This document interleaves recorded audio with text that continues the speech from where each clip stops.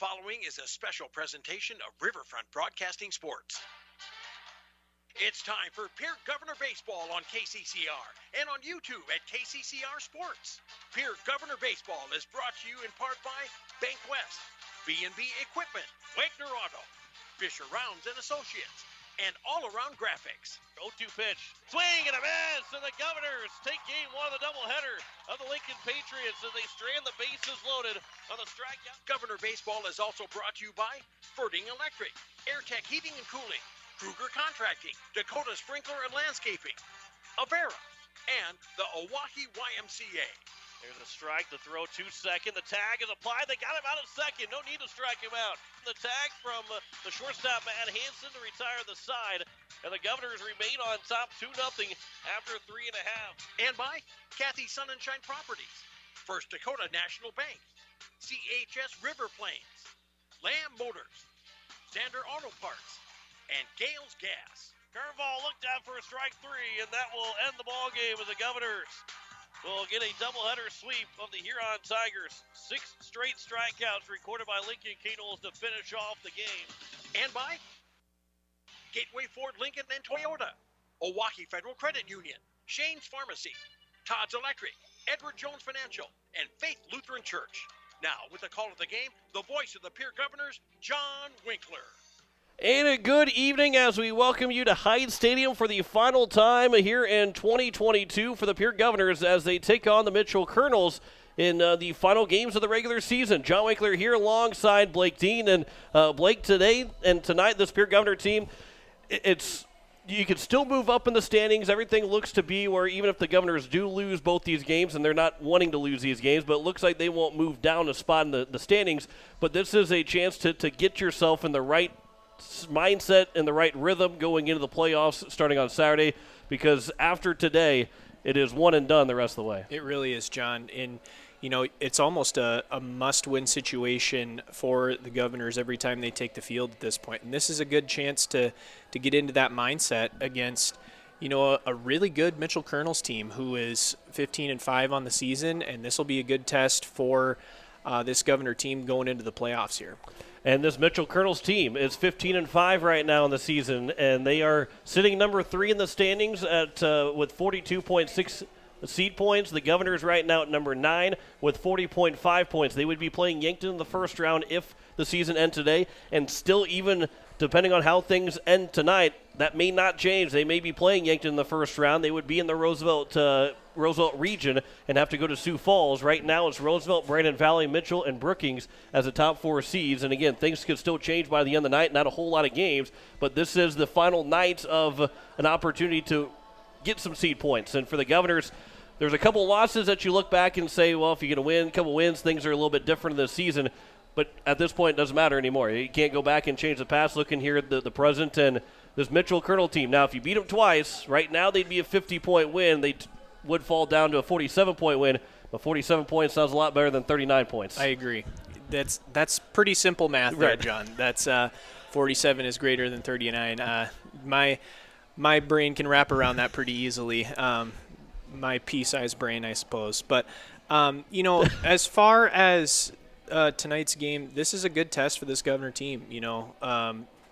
Mitchell Colonels come in, like we've discussed, having lost 5 games all year. This is a deep and balanced lineup, and a great test because they will be a home seed. They'll host a region upcoming here in the state or in the region tournament. That's upcoming here. They'll host one along with Roosevelt, Brandon Valley, and Brookings. So good test for the Govs here tonight, and we will probably be seeing a pretty good pitching matchup here in this first game. Yeah, Jonas Schmidt will be the starter on the mound for the Mitchell Colonels. They cannot throw Jake Helloyd, and they can also not throw Waddell either. So Landon Waddell and Jake Helloyd are the 2 that cannot throw for the Mitchell Colonels. Jet Zabel is the only one unavailable for the Pierre Governors tonight.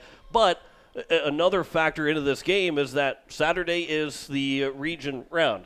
Well, you get Wednesday, Thursday, Friday off. Saturday would be the 4th day, so every pitcher has to stay under 80 pitches tonight to make sure that they're available for that game on Saturday. So it becomes, you go out and try and win 2 games. However, there's a little extra strategy involved to make sure that you get those guys available to pitch on Saturday. Absolutely. Yeah, absolutely. It's one of those things where you're playing by the numbers. You're wanting to stay 80 pitches and below to be able to have your full slate of arms available to you during the region tournament, because that's only going to set you up for more success in the tournament. The more arms that you have, the better off you're going to be. So we might see a little bit of strategy even out of both teams here tonight, but definitely looking forward to some pretty high-level baseball here at Hyde Stadium. Pierre Governors at 12-12, looking to finish out the season at 14-12 and guarantee themselves an above 500 record on the season. The Mitchell Colonels at 15-5. Here are the final games of the regular season between the Pierre Governors and the Mitchell Colonels. Come up here in just a little bit. First pitch still about 10 minutes away. We'll step aside for 3 minutes, come back with more of the pregame show. You're listening to Pierre Governor Baseball on KCCR and on YouTube at KCCR Sports. Insurance.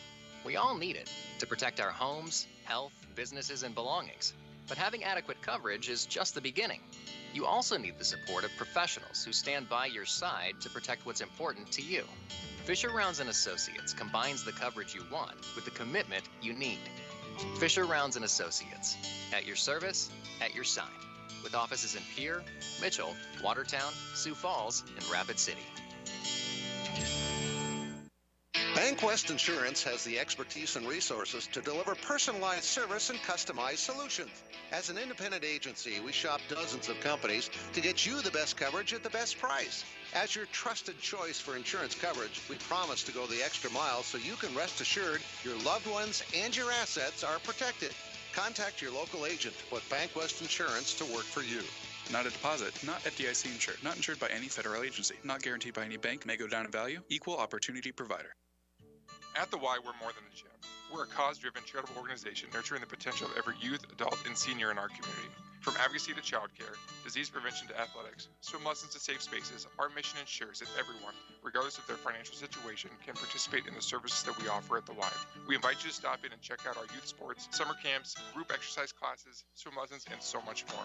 Discover your Y at the Milwaukee Family YMCA in Pierre, where we are for youth development, healthy living, and social responsibility. Building a home. It's the biggest investment most of us make in a lifetime. Not to mention it's a decision that, well, you pretty much live with day and night. The quality of the workmanship stares back at you like a reflection. It also affects the value of your investment. Choosing the right contractor is critical. Kruger Contracting is that contractor. Call 222-2523. Quality workmanship and materials completed on time. Kruger Contracting. In a word, quality. Call 222-2523. The count may change with every pitch, but what doesn't change is God's love for you. Come join us at Faith Lutheran Church to hear about the God who blesses us with athletic skill, meaningful relationships, and the peace and comfort that comes from His Son Jesus. You can worship on Wednesday evenings at 7 p.m. or on Sunday mornings at 8:30 or 11 a.m.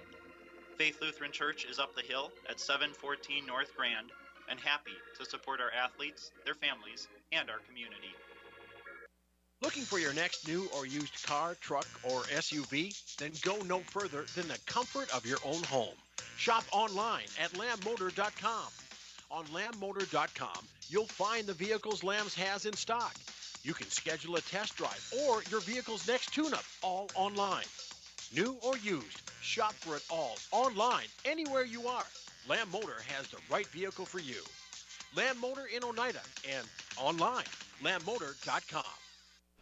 As we welcome you back here to Hyde Stadium, the Pierre Governors hosting the Mitchell Colonels. John Wickler alongside Blake Dean. We'll have a short ceremony come up here in just a little bit. Dirk Campbell in his final year with the Pierre Governors is retiring, so they will honor him here in just a moment. I don't know if Dirk knows that that's actually happened quite yet, but we'll throw it over here in just a moment and hear about this about Dirk Campbell. And Blake, you got a chance to be around Dirk quite a bit back in high school, right? I did. I played for Dirk during the first 2 years of this program.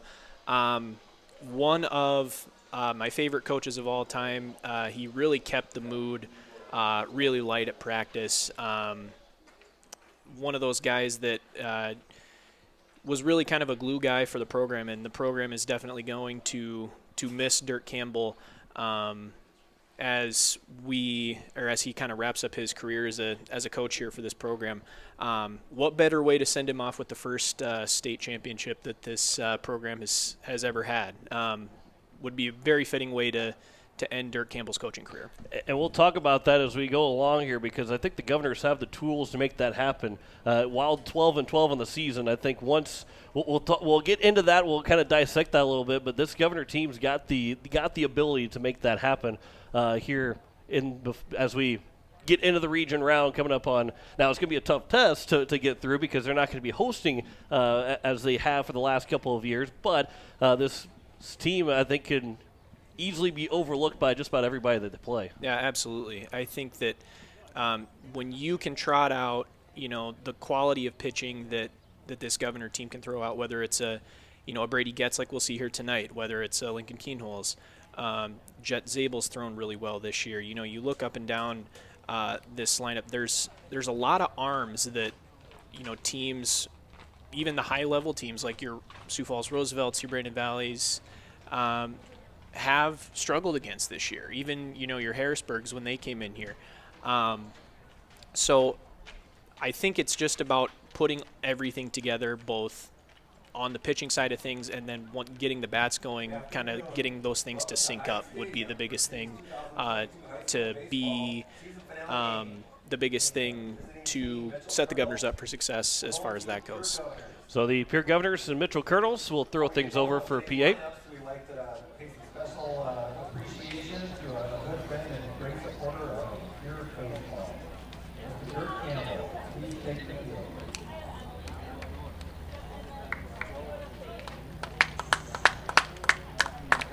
Dirk Campbell is retiring after 10 years of coaching Pierre High School baseball. He started as an example to Dirk in the summer of 2012. Program in the state of South Dakota. Dirk has volunteered thousands of hours over the last 10 years, all because of the love of the game. During this time, the teams that he has helped guide have compiled a record of 145 to 54, which is a winning percentage of 72.8%. He's qualified for state tournament 5 times, with 2 being state runners-up teams. It goes on not only to Dirk, but his wife Teresa, for putting out for his other marriage, Steve Gregg, with a 4 to 5 run per season.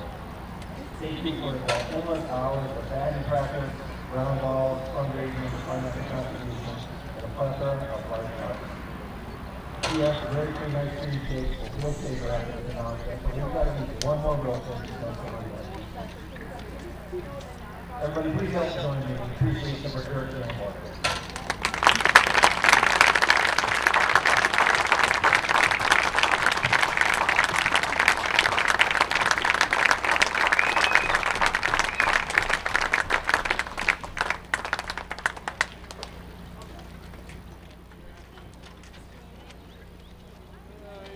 A lot of former Governors are here to give old Dirk a big hug. And, of course, we have a former Governor up here in the booth, as we're just talking about that with Blake Dean playing for Dirk Campbell back in the day. And it's funny, the Governors are wearing, I call them retro jerseys on Twitter. And I just see that Cash Anderson says, the jerseys we were are not retro? Man, do I feel old.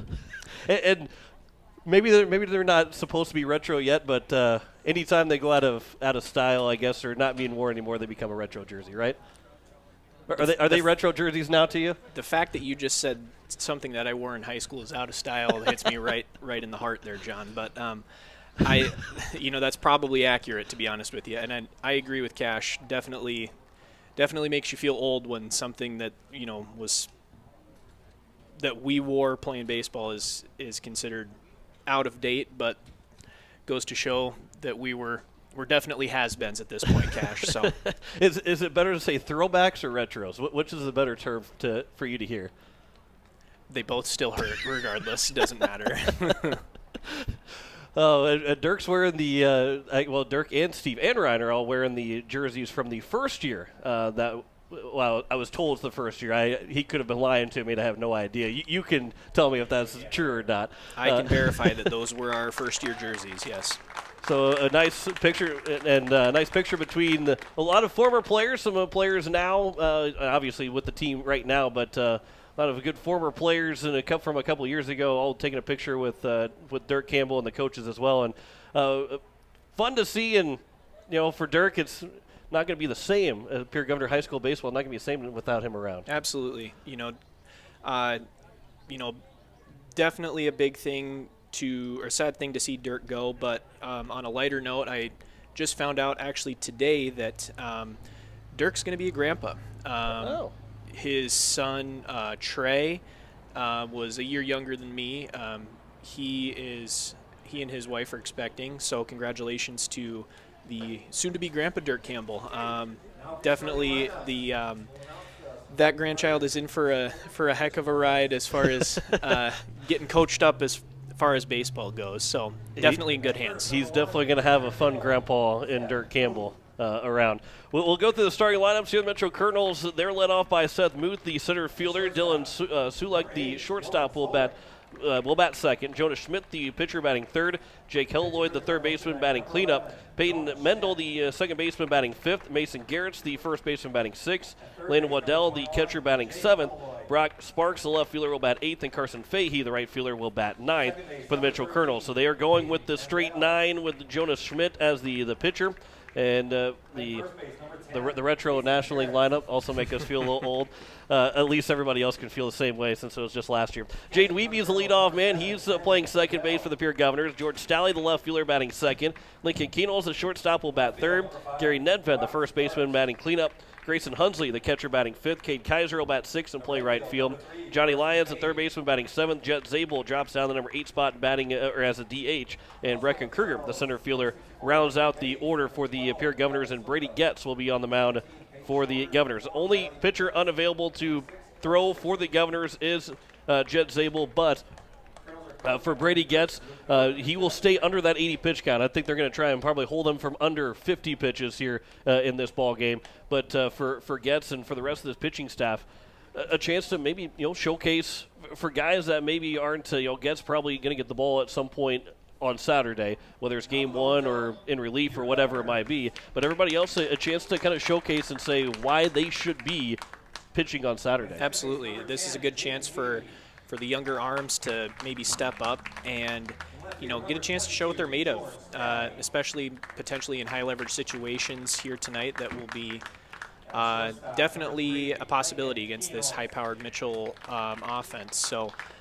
it'll be interesting to see who steps up tonight. Definitely good to see Brady Getz back on the mound, and we will see how things shake out here tonight at Historic Heights Stadium on a very beautiful Tuesday evening. It is a little bit later than usual as we're getting set for first pitch just after 6:30 here on this Tuesday evening. We're going to be with you late tonight, but no other place you'd rather be than a baseball field, especially on like as Blake said, a beautiful day here at Hyde Stadium. Here, Governors and Mitchell Colonels. First pitch coming up here in just a little bit, back in 3 minutes with first pitch. You're listening to Pierre Governor Baseball on KCCR and on YouTube at KCCR Sports. No one likes to have electrical problems, but when they happen, call Todd's Electric at 223-2518. With over 28 years of experience, Todd's Electric can handle any type of electrical problem, whether it's residential, commercial, or agricultural. Their knowledgeable staff knows and understands the importance of your home, business, or ag facility and are prepared to help. Call Todd's Electric at 223-2518. That's 223-2518. Todd's Electric, serving the Pierre and Fort Pierre areas. The line to power. It takes hard work to reach goals. It's a truth that applies to more than just sports. It also goes for your financial goals. You work hard for your money. You deserve an investment strategy that lines up with your game plan. Your local Edward Jones financial advisor can help. If your investments aren't getting you closer to the win, visit edwardjones.com or stop by your local Pierre area Edward Jones office for a financial review. Edward Jones, making sense of investing. Member SIPC. When you're in the need for high-quality replacement auto parts, look no further than Zander Auto Parts and Machine Shop in Pierre. Zander's has been servicing the Pierre area for over 40 years. Their professional parts techs can get you the parts you need and get you back on the road. Stop by Zander Auto Parts and Machine Shop at 500 West Sioux in Pierre or call 224-9221. Zanders, your source for domestic and foreign auto parts and accessories. Innovation. It's right here. Avera St. Mary's Hospital keeps care local for you and your family, offering comprehensive care that has earned 4 out of 5 stars by the Centers for Medicare and Medicaid Services in hospital performance and safety. Avera St. Mary's world-class care is further supported by advanced technology, 2-way video e-consults, 3D mammography, and a state-of-the-art birthing center, so you and your family don't have to go anywhere else, because innovation lives right here in Pierre. Learn more at avera.org/news. At Shane's Pharmacy, your healthcare is important, and Shane wants to be the pharmacist to take care of you. Shane's Pharmacy will make sure your prescriptions are filled in a timely manner, they will answer your questions, and they will even deliver to your home or office. Call 223-9200. Shane's Pharmacy, the pharmacy you know and trust. The number again is 223-9200. Shane's Pharmacy in Fort Pierre, proud to support high school athletics.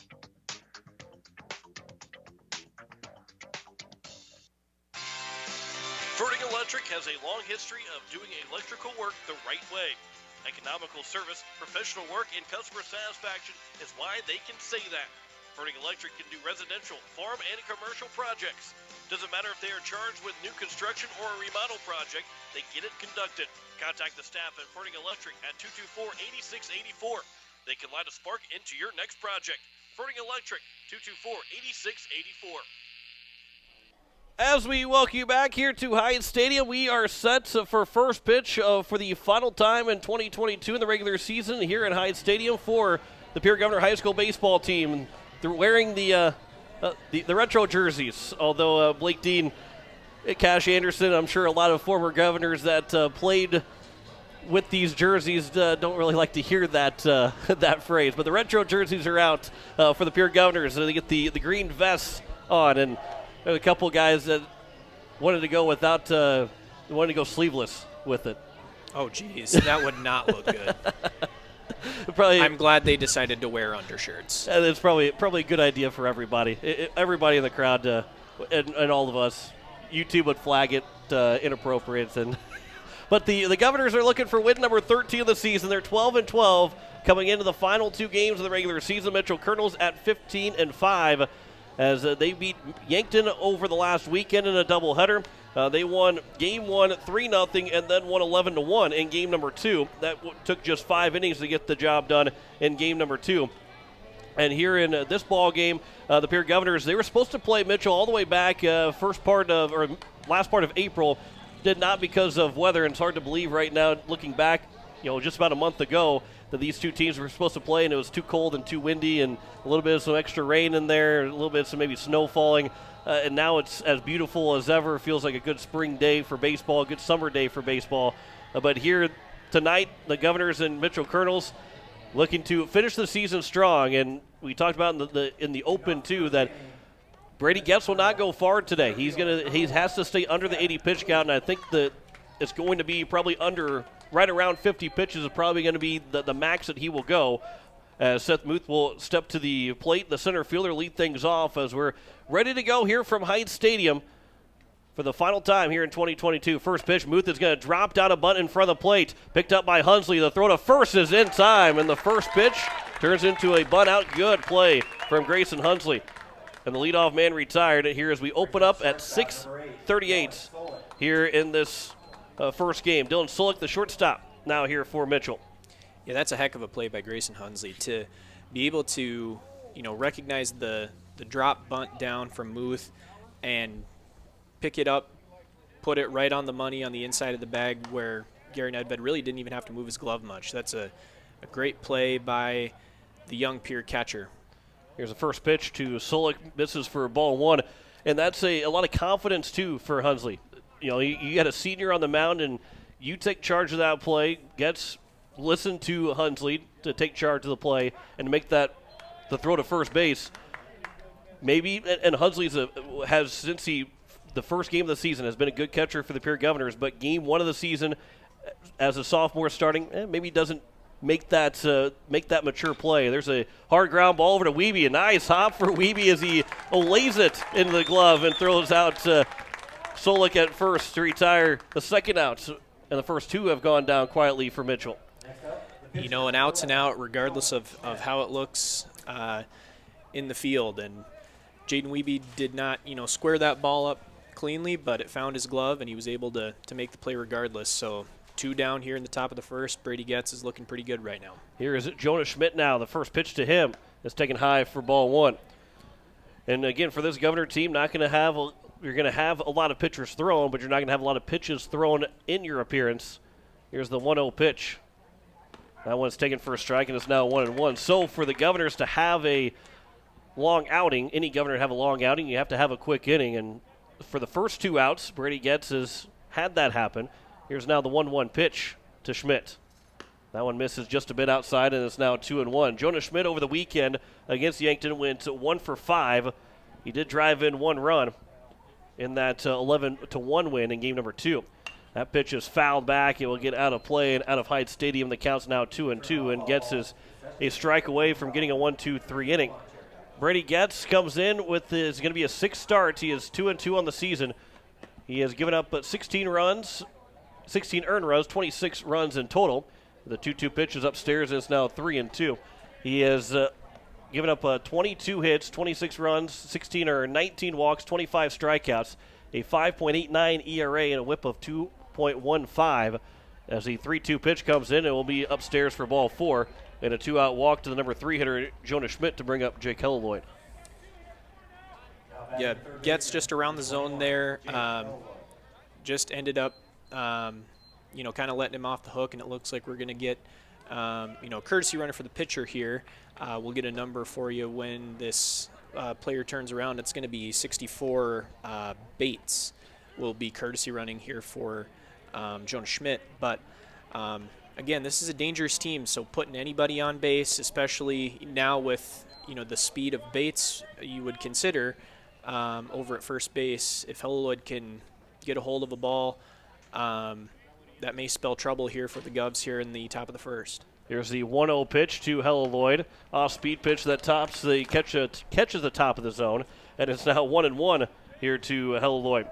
Over the last weekend, he went also 1 for 5. Did not drive in a run, but he scored 2 runs in that first game. That one will be off the handle of the bats, as Helleloyd, the bat never left his shoulders, but pitch came inside and went off the handle, so it's now 1-2. And we'll see if Brady Getz can get out of this inning. After a 2-out walk, Lincoln Bates leads away from first with 2 away here in the top of the first. 1-2 pitch, slow curveball that was able to stay back on it long enough, and Helleloyd grounds it foul over towards the third base side with Coach Luke Norton over there. And it remains at 1-2 to the cleanup hitter, Jake Helleloyd. Gets from the stretch. Runner takes off. 1-2 pitch, a swing and a miss. And there's a strikeout for Brady Getz, and that will retire the side here in the top of the first. No runs, no hits, no errors, and 1 man left on base. After half inning, no score between Pierre and Mitchell as the Governors will come to the plate. You're listening to Pierre Governor Baseball on KCCR and on YouTube at KCCR Sports. Are you building a new home or remodeling the old? Adding a fireplace can make a house a home. Olson Plumbing in Pierre carries a full line of Heat-A-Later fireplaces. Whether your taste is traditional or contemporary, Olson Plumbing has a great selection of Heat-A-Later fireplaces that will fit any style. Whether you're building new or updating, call Olson Plumbing. Heat-A-Later Fireplaces, the first name in fireplaces. Olson Plumbing in Pierre is your source for the industry's largest selection of indoor-outdoor fireplaces, either gas or wood, and outdoor fire pits. Stop by their showroom at 2803 East Wells or give them a call, 224-6436.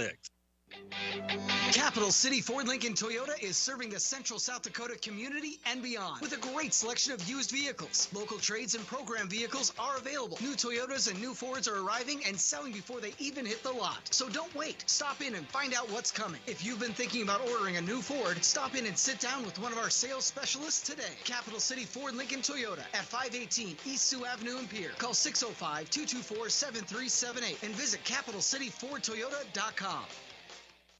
As we head to the bottom of the first inning, Pierre Governors coming to the plate as we go through the starting lineup for the Govs. Jane Wiebe leading things off. He's playing second base. George Stalley, the left fielder, will bat second. Lincoln Keenels, the shortstop, batting third. Gary Nedved, the cleanup hitter, playing first base. Grayson Hunsley, the catcher, batting fifth. Kate Kaiser, the right fielder, will bat sixth. Johnny Lyons, batting seventh and playing third. Jet Zabel, the DH, batting 8th, and Brecken Kruger rounds out the order as he is out in center field. Jonah Schmitz is on the mound for the Mitchell Colonels. He has been a steady workhorse for this Mitchell Colonel team for the last couple of years. It seems like he's probably been in high school for about 6 years. He must have been playing when he was a freshman because I think I remember calling his name.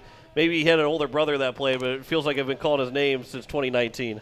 As long as I have been affiliated with, Pierre High School baseball, and even Post 8 baseball for that matter, there has always been a Schmidt that has played on the Mitchell Colonels or Mitchell Post 17, 18 baseball team. It's one of those things. So when I was playing, I played against Jonah's older brothers. He has two twin older brothers. I forget their names. They all start with J. But then Bradley, my younger brother, played against Jed Schmidt, who would have graduated the same year that Bradley did. So I'm not sure if this is the last of the Schmidts that we're seeing on the mound here tonight, but they leave quite a footprint on both the Mitchell Colonels and Mitchell Post 18 baseball programs in their time. 1-1 to Wiebe, catches the top of the zone, and is now a 1-ball, 2-strike count here to Jaden Wiebe, the leadoff hitter. So maybe not after this year. Maybe there's still another Schmidt that will be coming through, but it's got to feel weird for a baseball game between Mitchell and Pierre that has just a Schmidt and not a Dean on it, because there's been a Dean on the team until 2022, since the Pierre High School baseball team was founded. 1-2 pitch is outside, is now 3-2 to Wiebe. And looking for a leadoff walk is Jane Wiebe, who is hitting .308 for the Pierre Governors. 8 runs driven in, 3-2 pitches, line up the middle for a base hit, and the Governors have their first base of the ball game, and the leadoff man to open up the bottom of the first inning. Good piece of hitting there for Wiebe. Yeah, just didn't do anything, out of body. Just took the pitch and laced it back up the middle for a single. Really well struck ball there from Jaden Wiebe, and that sets up the Governor offense nicely here in the bottom of the first with now the speed of Wiebe at first base and George Stalley coming to the plate. And the best hitter in terms of slugging percentage, as there's a pickoff move and back in safely is Wiebe. .623 slugging percentage for George Stalley, a .377 batting average, which is also tops on the team. And he has got an on-base percentage of .476, OPS of 1.099. He is one of 3 hitters with that one on that OPS. There's a high chopper off the plate. It'll bounce to the left, which is down the third base line, and ends up going foul. Didn't have the right spin on it. Had the back spin instead of the top spin. Or in case when I play golf, there's just spin and it just doesn't even get close to the hole. Fair enough. I typically just end up grounding the ball all the way through. There's no chance that I put anything in the air. You make sure there's no worms on the golf course. That's right. I am checking the golf course for worms is what I'm doing. Here's the 0-1 from Schmidt to Stalley. Instead of pickoff attempts, and Wiebe was leading towards second, was able to dive back in safely. That was a close play, but, as you know, and that's you take a deep breath, but as a lot of good base runners do, they make it kind of close over at the bag when there's a pickoff attempt. You take one step and a dive, and it becomes sometimes a little bit closer. Obviously, you don't want to get picked off, but as Wiebe takes off and Stalley will line it foul and out of play, and it's now 0-2. Yeah, really close play over at first base. That's maybe a credit, one, to the pickoff move of Jonah Schmidt, just being able to catch Wiebe either napping or leaning a little bit there. But obviously the speed of Wiebe able to dive back in safely before the tag was applied. So definitely something to keep an eye out for here as this game progresses, is knowing that Jonah Schmidt definitely has a pretty solid pickoff move. So Wiebe, who took off on the last pitch, that's back to first base after the foul, does not take off on that pitch, and that's outside for ball 1. The count is 1-2 here to George Stalley. This Governor team looking to get the bats going here, and while they're must-win games, I think the biggest takeaway that you want to have is hit the ball well in these two games. Put up a lot of hits as the swing and a miss from Staley. He'll strike out, and there's one down here in the bottom of the first inning. A off-speed pitch that fooled him, and he couldn't pull the trigger quick enough. Yeah, just right. It looked to be right down the middle from our angle, and just took a little bit off of it. Did Schmidt, and Staley was maybe sitting fastball there and just couldn't, commit to it until it was a little bit too late. So, big first out here for the Colonels, and now we see Lincoln Keenholz come to the plate here. Wiebe takes off for second. The throw 2 seconds, skips past the shortstop in Solik, but blocked out by the second baseman Mendel before it goes to the center field, and Wiebe will snag second base as the first pitch was missed for a ball, I believe, and it's 1-0 to Lincoln Keenholz. A good steal. I mean, that was a good throw from Waddell, the catcher. Yeah, Landon Waddell, the catcher for this Mitchell Colonel team, and if I am thinking of the right family, he definitely comes from a line of athletes, does Landon Waddell. So really not a surprise to see a pretty live arm behind the plate. So Wiebe now at second base, and Waddell blocks up that 1-0 pitch perfectly. So, and Wiebe does take that bag a lot on a pitch in the dirt, as there's a ground ball to the left side, but it's behind Wiebe. So on a high hop to the shortstop and Solik, the throw to first is not going to be handled by Garretts. He'll end up going down as an error by the shortstop.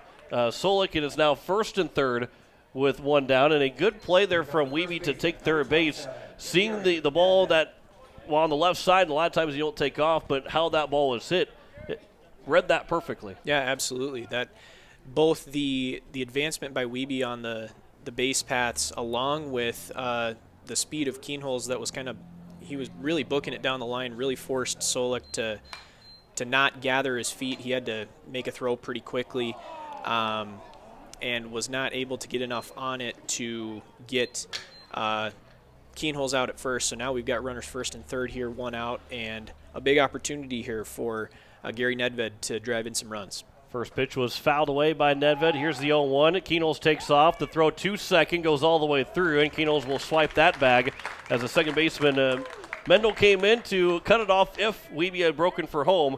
Did not, and Keenholz steals second. And the count is even at a ball and a strike, with now runners at second and third with just one down.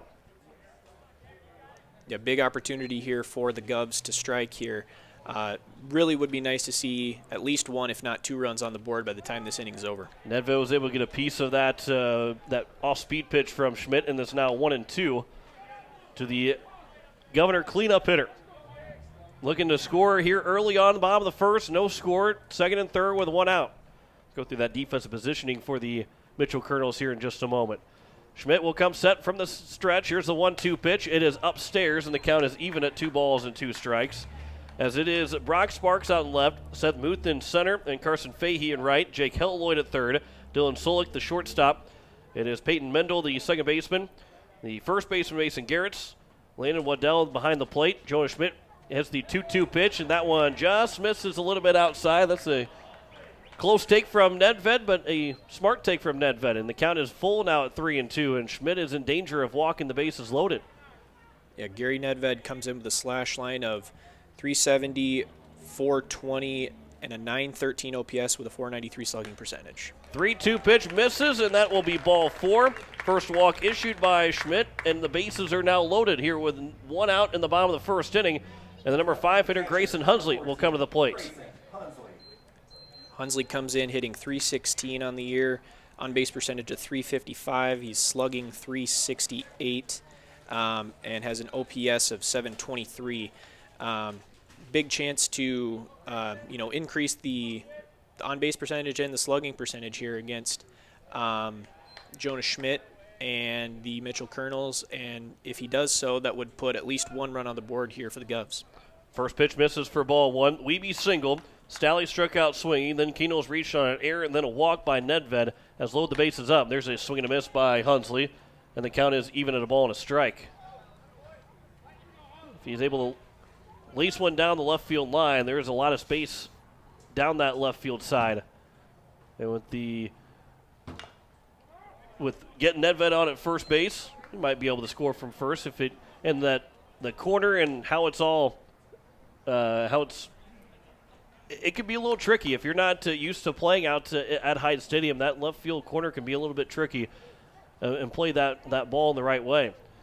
Here's a 1-2 pitch now to Hunsley.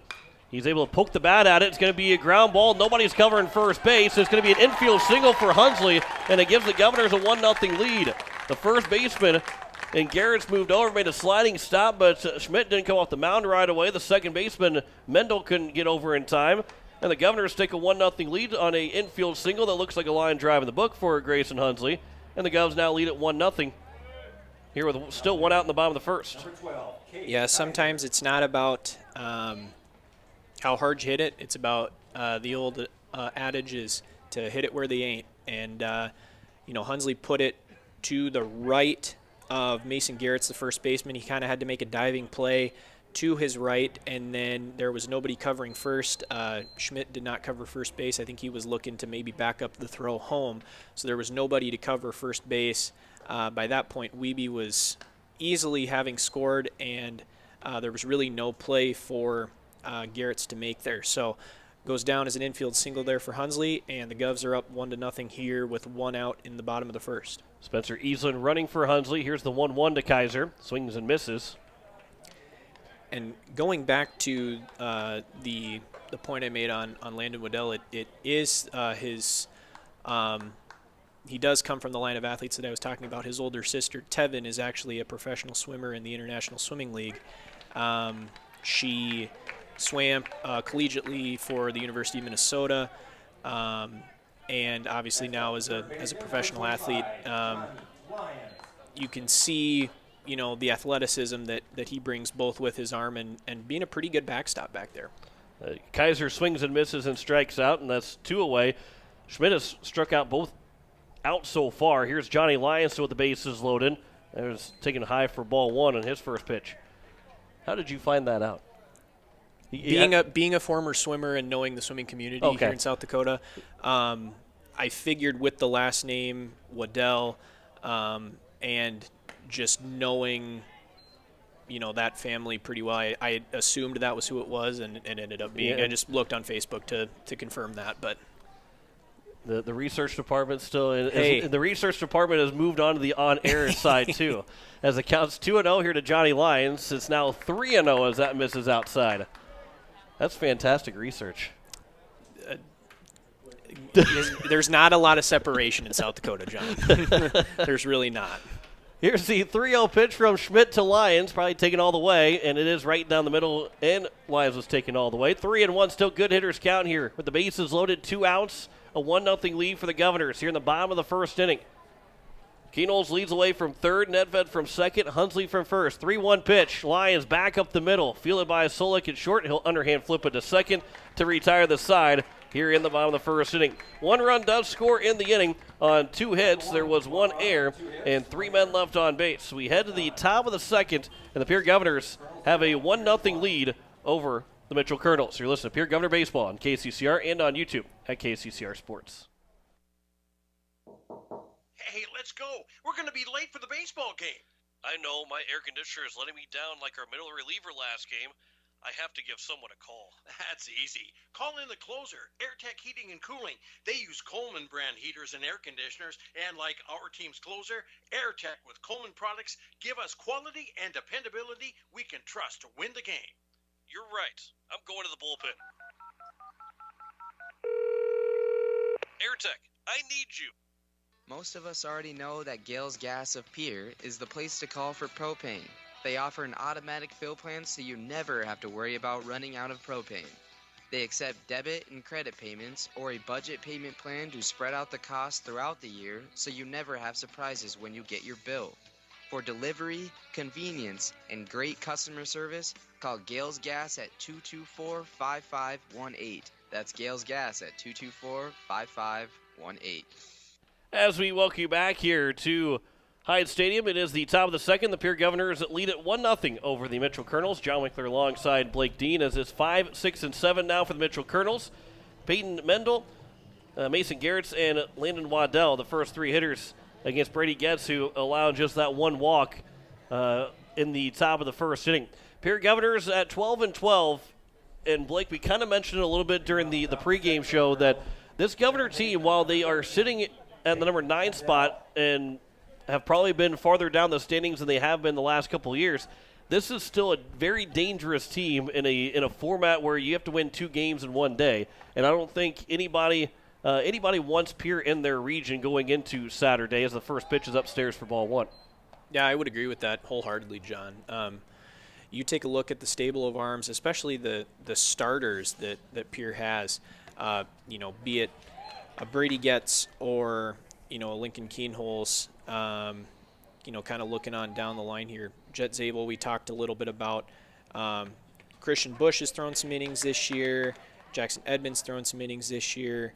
A lot of arms that can be at the disposal of the Pierre Governors. And again, it really all comes down to, can you put it together in a tournament format? Because at the end of the day, pitching is going to be your best friend when it comes to the tournament format like it's set up. 1 or 2 good pitchers can not only win you a region tournament, but a state tournament as well. And so that is definitely playing to the Governor's advantage here come, this coming weekend and hopefully next weekend as well. Mendel struck out swinging. The first pitch to Mason Garrett's is over for strike 1. Here's the 0-1 from Getz. That one's also taken for a strike, and he is well ahead in the count now, 0-2. And the Governors, their 12 losses, it's interesting to look at those 12 losses because there are 8 of the 12, as the 0-2 just misses outside. 8 of the 12, the Governors have given up 5 runs or more in a single inning in any of those 8 of the 12 losses. So you look at 4, and maybe you can knock a couple off with Roosevelt as that one's fouled back. But it tells you, too, in those, if you are able to take away those innings, the Governors, in some respects, will end up winning a ball game by just putting a 0 instead of a 5 spot or more. And this, ultimately, the season looks completely different at 16-8 instead of at 12-12 as that one's popped up right side. Wiebe goes out in the outfield, coming in and missing it as the right fielder in Kaiser. And it will fall for a 1-out error. And a little bit of a late call from Kaiser and just maybe couldn't find it in total. So there's one down and 1 on now here at the top of the second. But again, that's and something like, almost take Kaiser right now. One, you got to try and find a way to get it to 0 and work around the air. But the Governors need to put 7 solid innings together or less if you win by a 10-run rule, and can't have that one bad inning because that one bad inning could lose you the season. That's right. And again, that all comes back to pitching and defense. 2 things that have been, up and down for this Governor squad this year.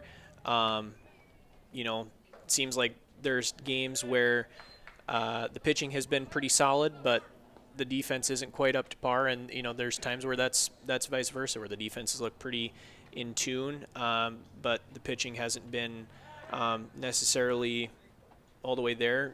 Sometimes it's a matter of throwing strikes. Other times the other team's just super hot and it's hitting the ball all over the yard. So really hoping that this Governor team can put something together and create a little magic here, both in the region and the state tournament, and send assistant coach Dirk Campbell out with a high school state championship that, quite frankly, he very much deserves.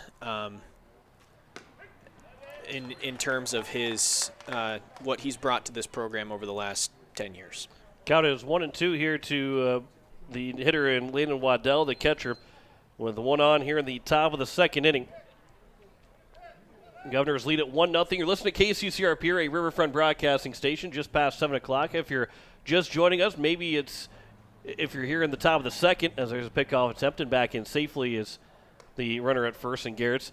Usually, if you're here at the top of the second, just after 7 o'clock, we're probably in Game 2 of our doubleheader. But 6:30 start. Mitchell couldn't get out of school early, so they had to leave after 3 o'clock. As there's a swing and a miss by Waddell on the second strikeout of the inning. 3rd strikeout now in the ball game for Brady Getz, and there's now 2 down, and it brings up Brock Sparks So we got started at 6:30, still a doubleheader here at Hyde Stadium, and the lights will be used a little bit more so than any other time this spring and probably any other time the whole rest of the summer, as the first pitch is fouled back by Brock Sparks. Sunset's 9:04, so 2 hours away from now, and we'll probably be getting started. Well, we probably won't just be getting started, but we'll be getting close to just after the start of game number 2. And as we get later in the summer, or in the spring into the summer, we won't be seeing the lights be utilized very much. That one missed low, and it's now 1-1. I still, in fourth summer being here, it's still just as mind-blowing to see how light it is, how late it is in South Dakota. Yep. I'm not sure why that is, because with you having lived, south of us, that would be.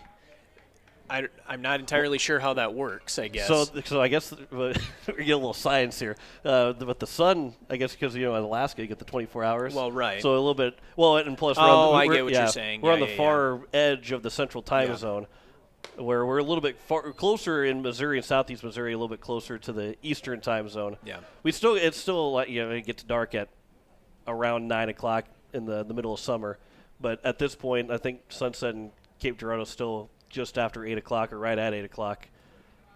Here's the 2-2. That one's looked at for strike 3, and the Brady Getz will get 3 strikeouts of the inning. No runs, no hits, 1 error, and 1 man left on base. After inning and a half and a science lesson, the Pierre Governors lead at 1-0 over the Mitchell Colonels. Listen to Pierre Governor Baseball on KCCR and on YouTube at KCCR Sports.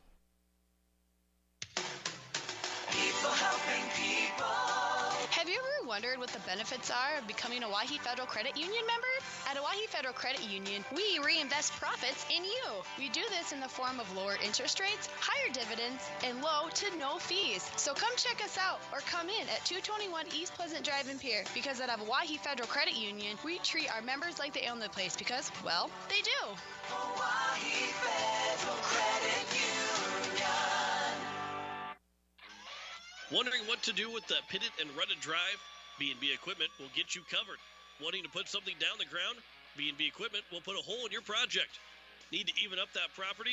B&B Equipment can fill that need. B&B Equipment can deliver all your gravel and material needs. B&B Equipment is here for all your excavation needs. Contact B&B Equipment, 224-6727. A contractor here for you. That's B&B Equipment, 224-6727. As we welcome you back here at the bottom of the second inning, Pierre Governors, they are leading at Mitchell Colonels 1-0. As the Govs will have 8-9-1. Jet Zabel alongside then Brecken Kruger and then Jaden Wiebe. As Jonah Schmidt into his second inning of work after kind of laboring through that first inning. After throwing to 7 different men that came to the plate, had to work around an error, also had a walk. 2 hits allowed in that first inning. So Jonah Schmidt will be, again, probably on a short leash as well. He'll be under 80 pitches. We're going to see a lot of different pitchers be thrown in this doubleheader, as nobody wants to go over 80. If you go over 80, and they won't let Jonah Schmidt go over 80 because he's one of those top guys, but he threw 32 pitches in the first inning for the Mitchell Colonels. First pitch to Jet Zabel is upstairs for ball 1. John Winkler alongside Blake Dean, as here's the 1-0 pitch. That one's at the top of the zone, and it's now 1-1. I said the science lesson, but if there's anybody going to give a science lesson at any point during the broadcast, it would definitely be the doctor to my right. That one's high and outside. It's now 2-1. Who's shaking his head right now? Definitely lowers the ego when John brings out the science lessons over here. It definitely that lowers the ego for everybody, because if I start bringing out science lessons, we're in a world of trouble. I wouldn't think so. That I was thinking more along the lines of, south warm would be longer sun, but yeah, you're right as far as the tilt of the Earth's axis and the northern versus southern hemispheres. That I was like, oh wow, I look really dumb now. Here's a 3-2 pitch. There's a ground ball over to the right side, fielded by Mendel. The throw to first is retiring Zabel to lead off here in the bottom of the second inning, as it's now the number 9 hitter, Brecken Kruger. You redeemed yourself with all the tilt of the axis of the Earth and the northern and southern hemisphere and all those science words. Sure. The vocabulary. Here's the first pitch to Brecken Kruger. Go ahead. No, I was going to say misses for ball one. I don't think that necessarily redeems me by any stretch of the imagination. But here's the 1-0 pitch. That one is over for a strike, and it's now 1-1. Well, if it makes you feel any better, that is high on my level of science. So, no, it doesn't. Okay. It made it worse. Here's the 1-1 pitch from Jonas Schmidt to Brecken Kruger. That one's fouled back, and the count's now 1-2. Why did we get on this tangent? I'm not really sure. I was talking about how light it is at night during the summertime. Here's the 1-2 pitch. That one's off the foot of Kruger, and it will be a foul ball, and the count remains at 1-2. The Cardinals and Mets today had a play a batted ball that was an easy out, and they ruled that it was off the batter's foot. As Kruger checks the swing, does not go, and the count is now 2-2. And when they showed the replay of it, not really sure what was seen. They're going to throw it over to first. Now I don't know. And that's an interesting take here because I don't know what the ruling is on how quick you have to appeal if he swung or not. But Waddell did it right by not appealing until he threw the ball to first base. Here's a 2-2 pitch. There's a swing and a miss. It doesn't really matter as Kruger strikes out a pitch later. And the counts, that's two-way and back to the top of the order for Jaden Wiebe. But if you get a check swing like that and the ball gets to the backstop, Waddell didn't immediately want to appeal because if he does say he swung, well, then Kruger's going to easily get to first base. He waited till he picked up the ball. I don't think they even tried to appeal anyway as the first pitch is over for strike one. But I don't know the rule on if there's a statute of limitations on how long you can wait to appeal on a check swing. I don't know that there necessarily is. I think it's, unless the batter thinks that they swung on a dropped third, I suppose it's at the hitter's discretion to see if they can take first base. But regardless, smart play by Waddell to appeal after making the throw to first. Here's the 2-1 now to Wiebe. That one's outside. It's now 3-1. Overall, it didn't matter other than one extra pitch thrown by Jonas Schmidt as he still ended up getting the strikeout of Kruger. That is 48 pitches so far on the evening for Jonas Schmidt through an inning and 2/3. That one's over for a strike, and the count's now full to Wiebe, who led off the bottom of the first with a single, came around to score on the infield single from Grayson Hunsley. It's the only mark that we have in the ball game right now. Here's a 3-2 pitch. Wiebe swings and misses, and that's the second strikeout of the inning. 1-2-3 inning for Jonas Schmidt. He's got 4 strikeouts in the ball game, but the Governors still lead at 1-0 after 2 innings over the Mitchell Colonels. You're listening to Pierre Governor Baseball on KCCR and on YouTube at KCCR Sports. Hey, yo, Speedo's Lawn Care. Hello. Say, my yard's in rough shape. It's got weeds, brown spots, and crabgrass. Yeah, no problemo. What shade of green you need? We got 31 shades of green over here. Even the latest shade of septic tank grass green. That one just naturally gives off a glow. Call the professionals at True Green. They know how to get your lawn healthy and keep it healthy. They guarantee it. All technicians are trained and certified. Call True Green, 882-0643. If you're in the market for a new home, call my mom or grandma, Kathy. Sunshine Properties is my mom and my grandma. When you're ready to buy or sell, rely on us, Kathy Sunshine Properties. We'll help you to buy or sell with confidence. When you're out and about, stop and see us at our new location on the corner of Capitol and Central here in Pierre. As we welcome you back here at top of the third inning, Pierre Governors, they lead at 1-0 over the Mitchell Colonels. John Winkler alongside Blake Dean is 9-1-2 for the Colonels. Carson Fahey, Seth Muth, and Dylan Solik be the first 3 hitters. Brady Guess with 4 strikeouts now in the ball game. last 4 outs recorded have all been strikeouts. So the first pitch is grounded over to the third base coaching box where Coach Norden will jump his way out of the way. Landon Badger, when he coaches third, he's still, I don't know if I want to say that he's still got the competitiveness in him to try and field ground balls barehanded. Maybe he just hasn't matured as a coach yet to stay out of the way of trying to field a ground ball that is hit, because there's been a couple of hot shots over there, and he's tried to field them a couple times. Counts 0-2 now to Carson Fahey.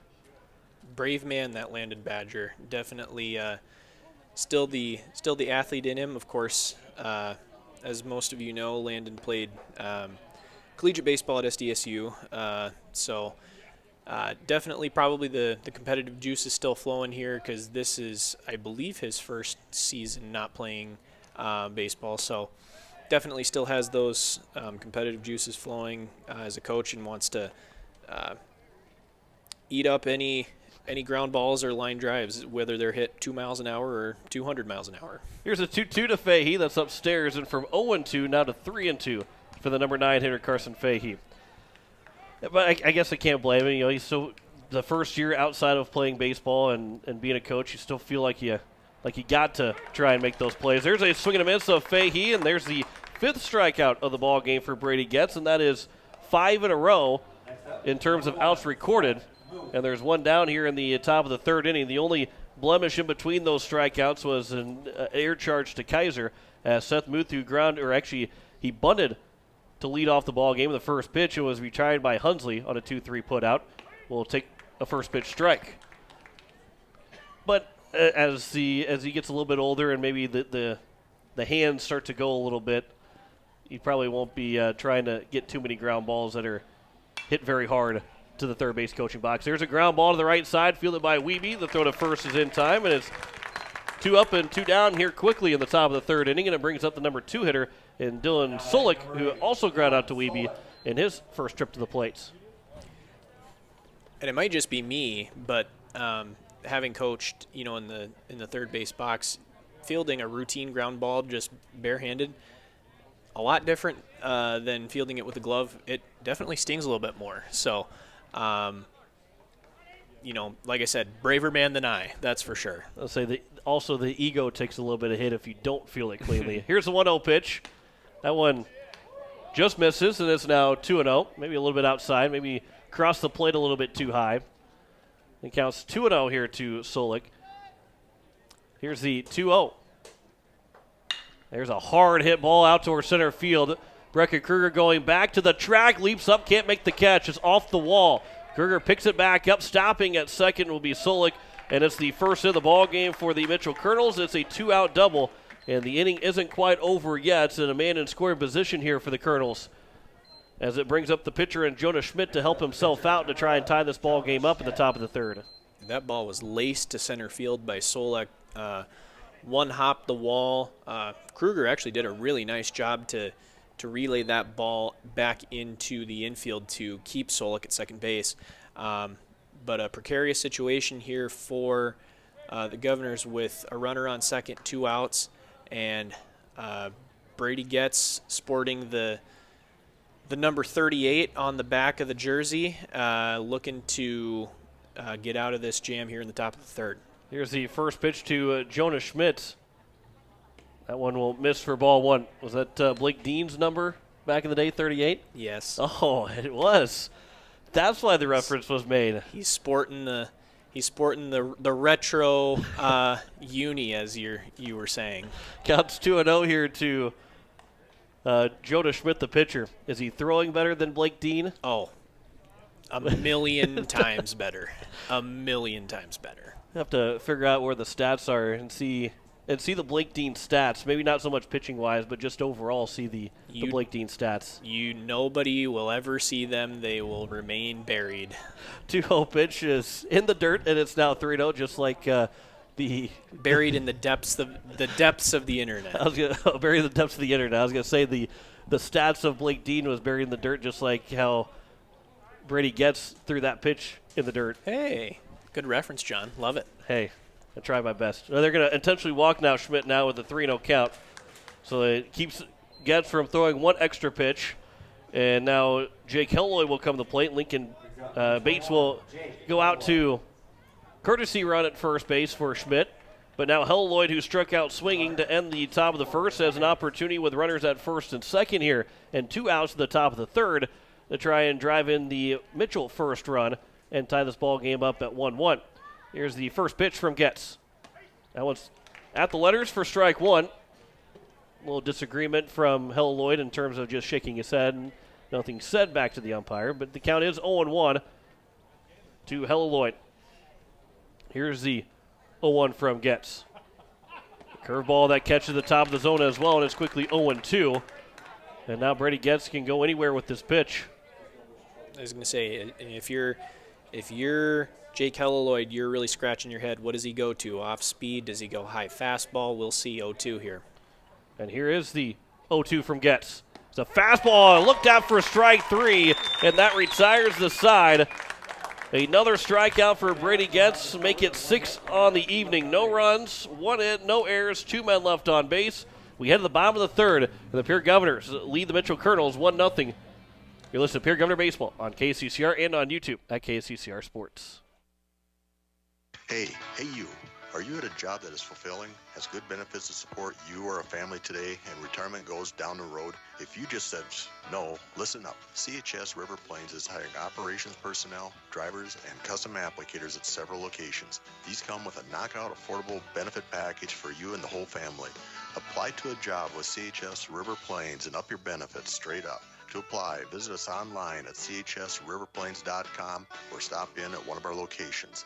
CHS is an equal opportunity employer. Dakota Sprinkler and Landscaping wants to make it easy for you to get that lush green lawn and that yard haven that you've been dreaming of. Visit dakotasprinkler.com to make appointments for sprinkler system spring startup, service calls, fall winterization, and landscaping quotes. Trust Dakota Sprinkler and Landscaping's professionals to get you through the planning and installation to make your landscaping needs a reality. Visit dakotasprinkler.com today. As we welcome you back here, the bottom of the third inning, Pierre Governors, they lead it 1-0 over the Mitchell Colonels.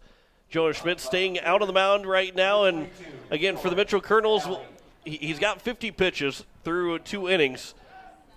I would think this will probably be his last inning. I guess it depends on how many pitches he throws, but nobody warming up quite yet. And I would think here in maybe 10 or 15 pitches that somebody will make their way out to the left field bullpen, unless they're going to, well, I guess they could bring in somebody from the field. As Stalley will swing and miss at the first pitch for strike one. He is one of the strikeout victims for Jonas Schmidt. 4 strikeouts through the 10 batters that he has faced through 2 innings. Here's the 0-1. Stalley swings and misses, and it's now 0-2. And, John, even if down 0-2, even if Stalley strikes out here, if he can, foul off a couple of pitches here, as that ball gets away from the catcher Waddell and Stalley is able to reach on the drop third strike, even a 3-pitch strikeout at this point is an additional 3 pitches that Jonas Schmidt has to throw. And if he wants to be available for the region tournament in Mitchell on Saturday, they're still going to have to keep him under 80 pitches regardless. So, a strikeout's not the worst thing in the world here at this point, especially with Pierre being up 1-0. And that works out perfectly, too, because he threw those 3 pitches, and Stalley still gets on base as Keenholz swings. That looked like maybe a hit and run was on because Keenholz got a piece of it maybe after it hit the ground and was able to foul it away. So it's 0-1 here to Lincoln Keenholz, who reached on an error and then was stranded at third base when the Governors strained the bases low in the bottom of the first after scoring 1 run. With a Vladimir Guerrero type swing, or Vladimir Guerrero Sr. Vladimir Guerrero Sr. We've had this discussion on here before too. That one's fouled back and out of play, and the count's 0-2 now to Lincoln Keenholz. Yes, Vladimir Guerrero Jr., a great hitter, but nobody, I don't think, will ever duplicate what Vladimir Guerrero Sr. did and what he could do, because there is no pitch that Vladimir Guerrero saw that he did not like. I agree. And that includes a pitch that hit the ground, and he's still going to base it off of it. If you haven't seen that video on YouTube, I would recommend going to watch that because it's one of the most incredible things I've ever seen a hitter do. Hit the ball off the ground into the outfield for a base hit, just like it was kind of a ho-hum day at the plate for old Vladdy Sr. It's incredible what some of those what Vladdy could do. I think Molina actually Molina got a base hit by throwing the bat at the ball on a hit and run. He just threw the bat down and it perfectly hit the bat and floated into center field for a base hit as Keenels fouls it away, and it's 1-2. One of my good friends from high school, played a lot of high school baseball together, played just a lot of baseball in general together. He got a base hit off a pitch on the ground. Now, he wasn't facing a major league pitcher like Vladimir Guerrero was, but as that one's upstairs for ball 2, the throw to second. Stalley is thrown out trying to steal second, and there's now 1 down, and the count's 2-2 with 1 out and nobody on now here in the bottom of the 3rd inning.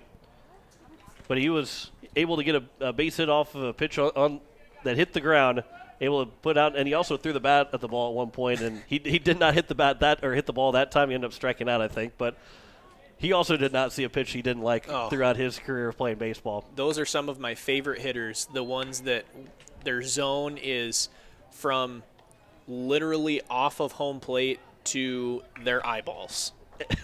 And his dad was the head coach. As the 3-2 pitch, Keenel swings and misses at a pitch outside, and that'll be another strikeout. And there's 2 down now here in the bottom of the 3rd inning, and it brings up Gary Nedved. But his dad it was the head coach for the high school baseball team and our summer team as well.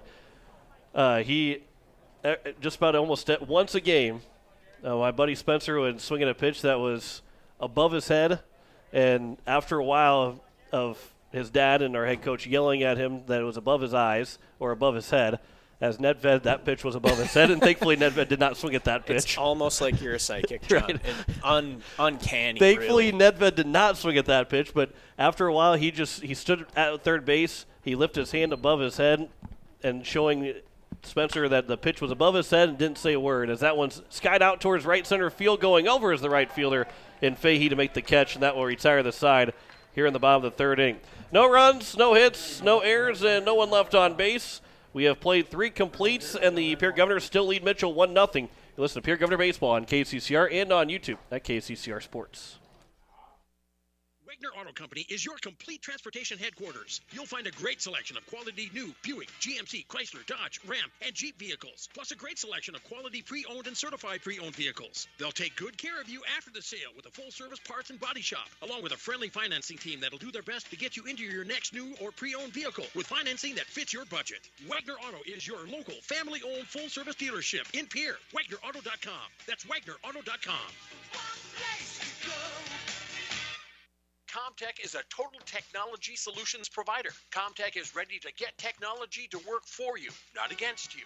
Stop into Comtech to see our selection of TVs, home audio systems, computers, and security systems. They have brand names like Samsung, Bose, Sonos, and Lenovo, just to name a few. Comtech has what you're looking for in technology. Stop in at 1601 Lowell Avenue in Pierre, or visit their website at ComtechPlus.com. Comtech, your trusted technology solutions provider. Top of the 4th inning, we have a new pitcher on the mound for the Pierre Governors as Jackson Edmond will step to the rubber. As Brady Getz' day will come to an end on the mound as he went, he went 3 innings, allowing just 2 hits, no runs, no earned runs, 2 walks, and 6 strikeouts for Brady Getz, who threw 51 pitches. And he will be replaced by Jackson Edmond, as he will have to deal with the 5, 6, and 7, Peyton Mendel, Mason Garretts, and Landon Waddell to open things up here in the top of the 4th inning. Number 13, Peyton Mendel. Yeah, and looking at Jackson Edmond's line coming into this start, he's thrown 15 innings this year, appeared in 6 games. He has a record of 1-2. Has allowed 20 hits, 18 runs, 12 of which were earned, has given up 13 walks but has struck out 19 batters. He has hit 2 as that ball is laced into center field for a base hit, thereby Mendel. But an ERA of 5.60, a whip of 2.2. And, definitely one of the, top 5 or 6 pitchers that Pierre has on the mound here is Jackson Edmond, the big left-hander. And he's got a fantastic pickoff move as the first pitch. Runner takes off, and the first pitch is grounded back to Edmond. He's going to throw to second. It's not going to be in time. The throw to first is high, but back on the bag is Nedved, but not in time coming back to the bag. So it's first and second. They get neither of the two runners. First and second with nobody out. It'll go down as a fielder's choice. And so for Nedved, and now we're going to Dirk Campbell coming out maybe to see if they can appeal that over to the home plate umpire, but will be to no avail. So it's first and second with nobody out, and the Governors nearly could have turned a double play, but it turns into not recording either of the outs. And it's quickly now Landon Waddell, the catcher, with first and second and nobody out, and Jackson Edmond has got a lot of pressure on him with, again, nobody out, showing bunt and bunting it foul.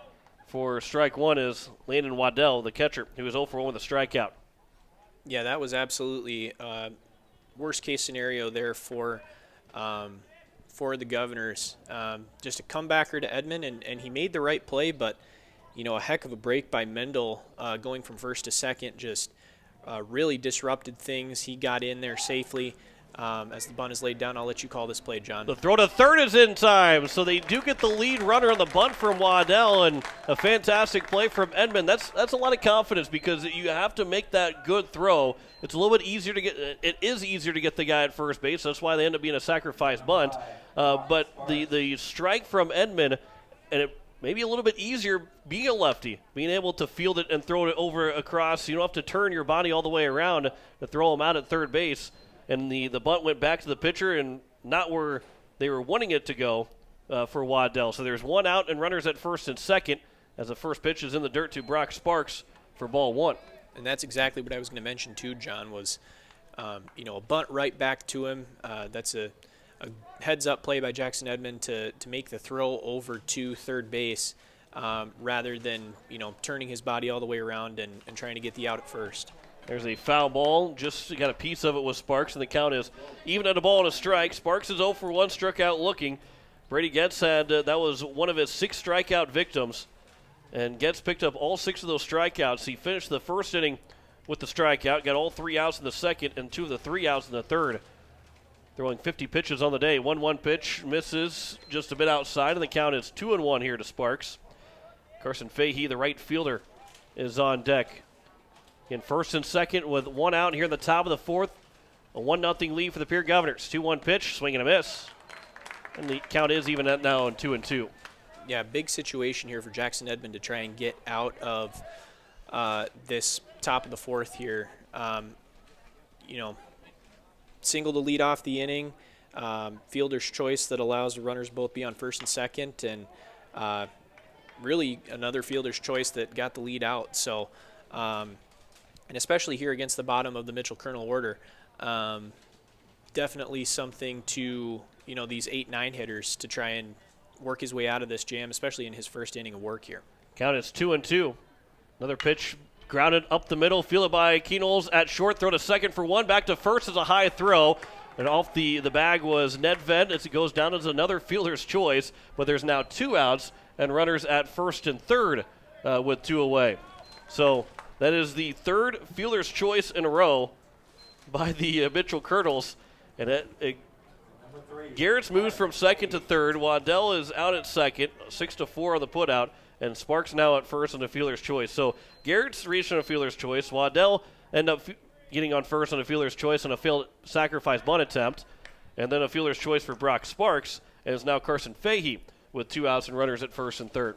We must think alike, because I was just going to ask you if you've ever seen 3 fielders' choices in a row. I don't know that I have, to be honest with you. I don't think I have either, and I see something new every time you come to the baseball park. And the first pitch to Fahey is misses for ball 1. So, I was trying to think about that. I don't think I've ever seen that many fielders' choices, even in an inning, but just so much in a row as a 1-0 pitch. Grounded up the middle. This would be a fielder's choice, but it will end up instead be a force out, 6-4 on the putout, and it retires the side here at the top of the 4th inning. So no runs on just one hit, although 4 different guys reach base. No errors and 2 men left on base. After 3.5, the Pierre Governors lead the Mitchell Colonels 1-0. You're listening to Pierre Governor Baseball on KCCR and on YouTube at KCCR Sports. Dr. Nick and Chelsea Redeman at Floss Dentistry in Pierre is family-owned and operated. They have modern practice with skill and caring staff. They have same-day availability. Floss Dentistry is located at 603 East Sioux Avenue in Pierre with hours Monday through Thursday from 8 to 5. Give them a call at 605-224-2161 and don't put off that scheduled cleaning any longer. Floss Dentistry, 603 East Sioux Avenue in Pierre, or give Dr. Nick and Chelsea Redeman a call at 605-224-2161. Little Sweet! Did you miss your exit? For the second time in a row. Ooh, third time's a charm. You deserve a treat for that time on the road. Did you lose your favorite sunglasses? Yes, and they were on my head. Or did you remember your wallet, but forget your phone instead? So sweet, unique. Baby, there's nothing better. I bet you've probably done something that deserves a Dr. Pepper. Did you meal prep all your lunches and order tacos instead? I'm so ashamed. Please don't tell my wife. I went to the grocery store and actually remembered my reusable bags. Earth-friendly, so sexy. It's one of the kind of the blows your mind. That deserves a Dr. Pepper. As we welcome you back here at the bottom of the 4th inning, the Pierre Governors lead at 1-0 over the Mitchell Colonels as Grayson Hunsley will step to the plate. John Winkler alongside Blake Dean here at Hyatt Stadium for the final time here in 2022. For the Pierre Governor High School baseball team, that is. The Post-State will have their first home game in the month of June as Hunsley will swing and miss to the first pitch in the dirt for strike 1. Hunsley had an RBI single, the only run that has scored so far here as we play in the bottom of the 4th in a 1-0 game. Hunsley had the RBI infield single with the bases loaded. They got the Governors on the board in the bottom of the 1st, but it's been all zeros since then. 0-1 pitch from Schmidt. That one's taken for a strike, and it's now 0-2. Yeah, I had just wanted to make sure on the mound was still Jonah Schmidt, but it still is. He's still out there. I don't have the numbers in front of me as far as how many pitches that he's thrown. I'm just getting it from John right here. He's actually thrown 64 pitches coming in here, so he's got about 15 left if he wants to stay underneath that 80-pitch limit to be able to throw on Saturday. And with the way he has thrown here this evening, I assume that Mitchell will want him on the mound at some point this weekend. There's a ground ball, fielded by the shortstop. The throw to first is in time. Dylan Sullick made a fantastic play as Helloy cut in front of him, tried to make the short hop, could not, and Sullick was playing his position, backhanded it and fired a strike to first to retire Hunsley. That's a heck of a play from Sullick because you got your teammate kind of shielding you and nearly messing you up trying to make that play happen. Absolutely, and you know, that's a sign of a really good athlete with Solik being able to range to his right and still have enough arm strength to make the throw over to first to get Hunsley out by at least 2 or 3 steps there. So great play by Solik to retire the first out of the bottom of the 4th here for the Governor offense. First pitch is taken for a strike to Cade Kaiser, the 0-1, a check swing, but he got a piece of it, fouled it back, and it's now 0-2 here to Kaiser. He struck out swinging his first trip to the plate. Play here in the bottom of the 4th inning, and a fixture in the lineup for the Governors for the most part of 2022 and from 2021. You know, Matt Hansen not in the lineup today, will rejoin the team Saturday. He is playing tennis in the state tournament as the 1-2 now from Schmidt to Kaiser. Misses outside, the count's now 2-2. Spencer Kelly also rejoined the team on Saturday, but he's going to rejoin the team as a state champion in tennis. He won the Flight 5 singles championship, and we hope that he's able to play as there's a strikeout of Cade Kaiser. He struck out looking. There's now 2 down. The good news is it was the left shoulder, but the bad news is he had separated the shoulder during the state championship match. He said he got it put back into place. I was texting him just a little bit ago. He got it put back into place, and he finished the match and won a state championship. That takes a lot of guts. I mean, he's a senior. He wanted to go out he'd rather go out with a loss than try and have to lose because he had to give up, as that one is a base hit for Johnny Lyons. The Texas leaguer out into center field for a base hit. And the inning will continue here with 2 outs in the bottom of the fourth, and it brings up Jet Zabel. But holy cow, the guts of separating your shoulder. He said he was in so much pain. He had tears. They were able to pop the shoulder back in. I'm sure he's going to have another sling on it. He has dealt with that shoulder injury for the past year, and he picks up a state championship win. And that one's off the mask of Waddell in the pitch in the dirt, and Lyons will take second easily. So he is in scoring position here. Jet Zabel's got an opportunity to drive him in. But heck of a way to win a state championship for Spencer Kelly. Yeah, you mentioned it a couple times, John, just the guts of Spencer Kelly, the senior, to, grit out a performance like that in the state title match at Flight 5 singles. That's a story that he can tell for the rest of his life. There's a base hit for Jet Zabel into right field. Hit it a little bit too hard, though, and Zabel has to get back to the bag at first base. The throw was cut off by the first baseman, Garretts, and Lyons unable to score. But a good, solid base hit for Jet Zabel is now first and third with 2 away, and it brings up Brecken Kruger, the number 9 hitter. Back-to-back hits with 2 outs in the inning. And Jonas Schmitz, he's at 74 pitches. This will be pitch number 75. Does he, if you're Luke Norton, do you go out and get him at 79 and maybe in the middle of an at-bat, you take him out? It'll be interesting to see what they do here because, as you mentioned, Blake, he's throwing very well. He's only given up 1 run. That was just in the last 2 hits. That is hits number 3 and 4 against him through 3 2/3 innings. That's a pretty good mark to put you to be a guy throwing on Saturday, unless maybe he's not going to be in town on Saturday and can't play.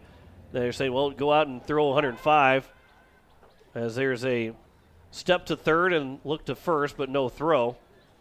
I believe that's – I don't think it's obviously not a balk in high school baseball because it was not called, but I think it's a balk in Major League Baseball to do that now. I thought it was too, and that's why I was surprised that it wasn't called here, but – we don't know the rule books. We're not down there on the field as far as with the red on was what the umpires are wearing out here tonight. As there's a strike, that a pitch low in the zone. A little bit unsatisfied was the home crowd on the strike call, but the count is even at a ball and a strike to Brecken Kruger. He struck out swinging his first trip to the plate. Here's pitch number 77. Over for a strike, and it's now 1-2. And I would be surprised if Jonas Schmidt isn't on the field on Saturday in some capacity, John, because if I know the Schmidt family, they live and breathe baseball, so that would be a surprise to me to see that to not see Jonas Schmidt on the field on Saturday. Brecken Kruger does strike out swinging at pitch number 78 from Jonas Schmidt, and that will retire the side. No runs, 2 hits, no errors, and 2 men left on base. We head to the top of the 5th, and the Pierre Governors, they lead the Mitchell Colonels 1-0. You're listening to Pierre Governor Baseball on KCCR and on YouTube at KCCR Sports. Insurance. We all need it to protect our homes, health, businesses, and belongings. But having adequate coverage is just the beginning. You also need the support of professionals who stand by your side to protect what's important to you.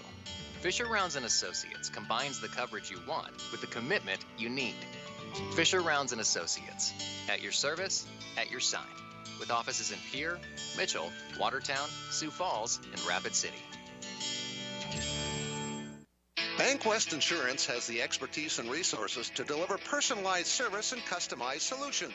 As an independent agency, we shop dozens of companies to get you the best coverage at the best price. As your trusted choice for insurance coverage, we promise to go the extra mile so you can rest assured your loved ones and your assets are protected. Contact your local agent to put BankWest Insurance to work for you. Not a deposit, not FDIC insured, not insured by any federal agency, not guaranteed by any bank, may go down in value, equal opportunity provider. Top of the order is due up here for the Mitchell Colonels to open things up in the top of the 5th inning. Pierre Governors still lead at 1-0 over the Mitchell Colonels. John Winkler alongside Blake Dean here in game 1 of our doubleheader. Yeah, we still got another game to go. We'll be here late tonight at Heights Stadium to finish out the regular season here in 2022. I don't know if we have any substitution changes as Ryan Kruger was talking to the home plate umpire. Everybody looks like maybe Spencer Easlin maybe out in right field. I think you are right there, John. That does not appear to be Jet Zabel out there in right field. But that would appear to be the only change defensively for the Pierre Governors, if that's the case. It is Spencer Easlin out in right now. So the 0-1 pitch, that one's out towards right center field. And Easlin's going to go try and track it down, goes all the way to the corner, rolls all the way up to the warning track. Kruger picks it up, rounding second, heading for third. Throw coming in is a long one to Wiebe. And no throw over to third base. And Seth Muth, the leadoff man in the order. Leadoff man here at the top of the fifth. Starts with a triple. And Mitchell is in business to try and tie this ball game up here in the top of the fifth inning. Yeah, nice piece of hitting there by Muth. Just kind of in a little bit of an inside-out swing, but, put enough mustard on it to get it all the way to the warning track. And that allows the speed of Seth Muth to be able to take third base without a relay throw. Infield will come all the way around as Solik will take ball one. He is 1 for 2 with a double. That came in the top of the third inning.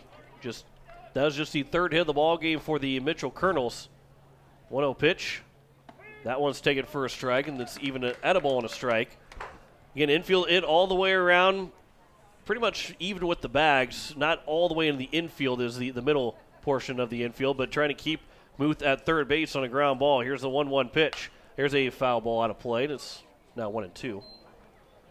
That was hit hard by Solik going the other way. There is action in the bullpen out in left field, so I would say that would end the day for Jonah Schmidt.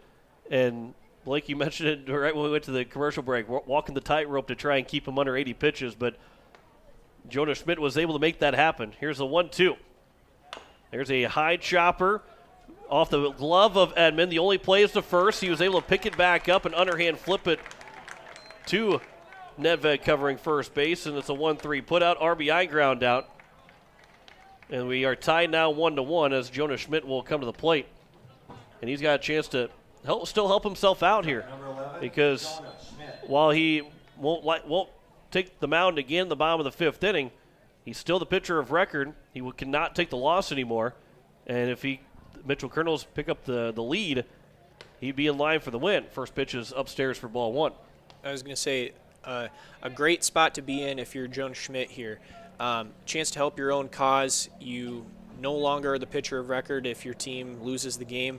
But if you get on base, maybe pull a little something Shohei Ohtani-esque and put the ball over the wall, you set yourself up to win the ball game on the mound. So big opportunity here for number 11 in the yellow jersey. That one's grounded foul on the right side. The count's now 1-2. Speaking of Shohei Ohtani, it was late last week, I believe it was, that Ohtani hit his first grand slam ever in professional baseball, in between Japan and Major League Baseball. And that stat boggles my mind that he never hit a grand slam prior to that. And it makes sense in Major League Baseball because he hasn't played as long in Major League Baseball, but over in Japan and now here in the United States, that one's fouled out to the right side, and Gary Nedved makes a fantastic play to retire Jonah Schmidt in foul territory. It's a long run for Nedved to make that play, and there's now 2 down here in the top of the fifth inning. And it brings up Jake Hilloyd. And that's, going into foul territory, going back on the ball as well, it's not easy because there's a lot of dirt, so you're trying to figure out, okay, how close am I to any kind of wall, whether it's the brick wall, the wood fence, as well as the first pitch to Jake Hilloyd's upstairs for ball one.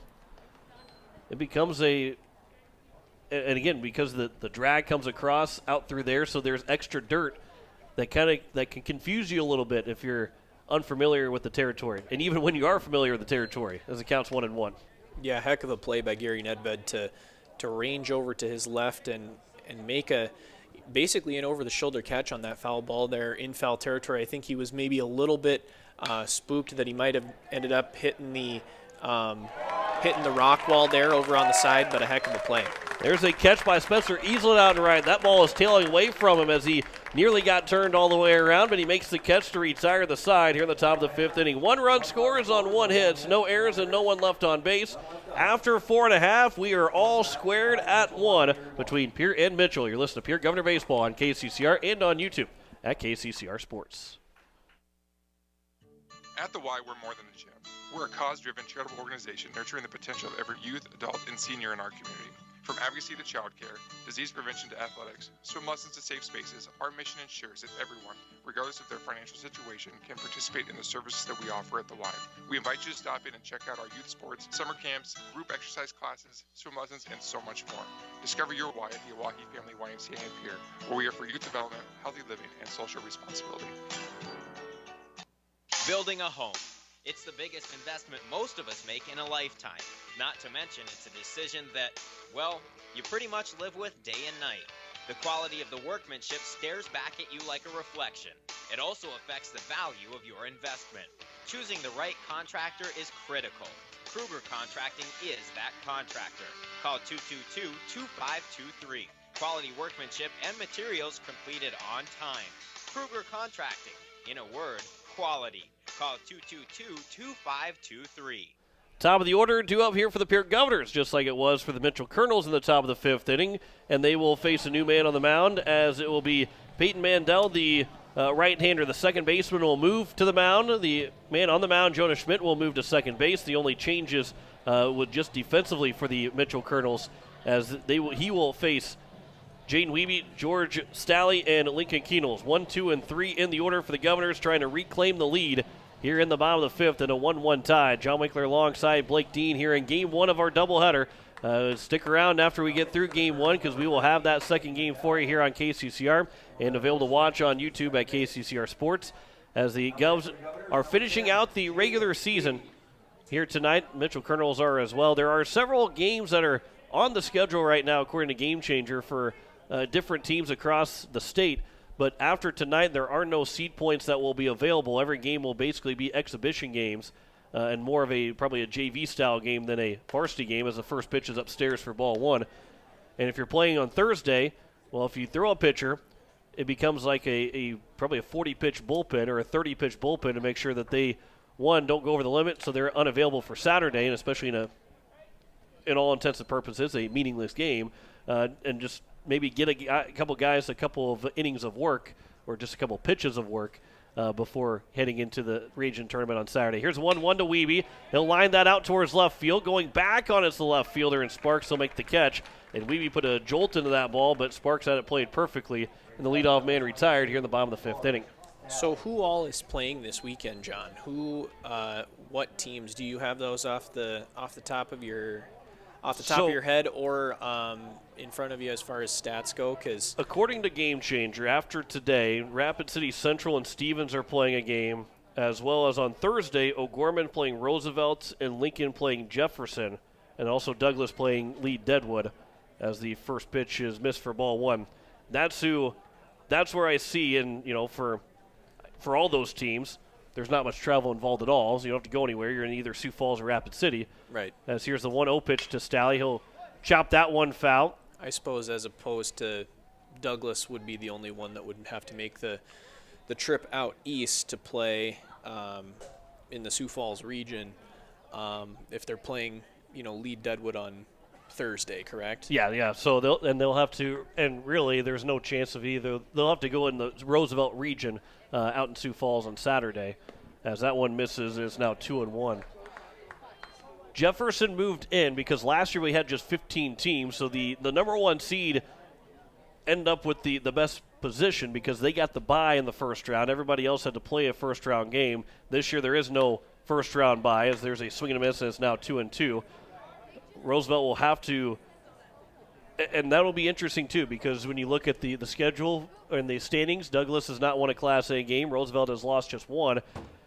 You think about maybe throwing a couple different guys, and then you can have a chance to use everybody again in the second game. There's a ground ball up the middle, fielded by the shortstop Solik. The throw in the dirt and picked out at first by Garretts. A fantastic pick over at first base by Garretts to retire Stalley. And there's now two quickly down here in the bottom of the fifth, and it brings up Lincoln Keenels.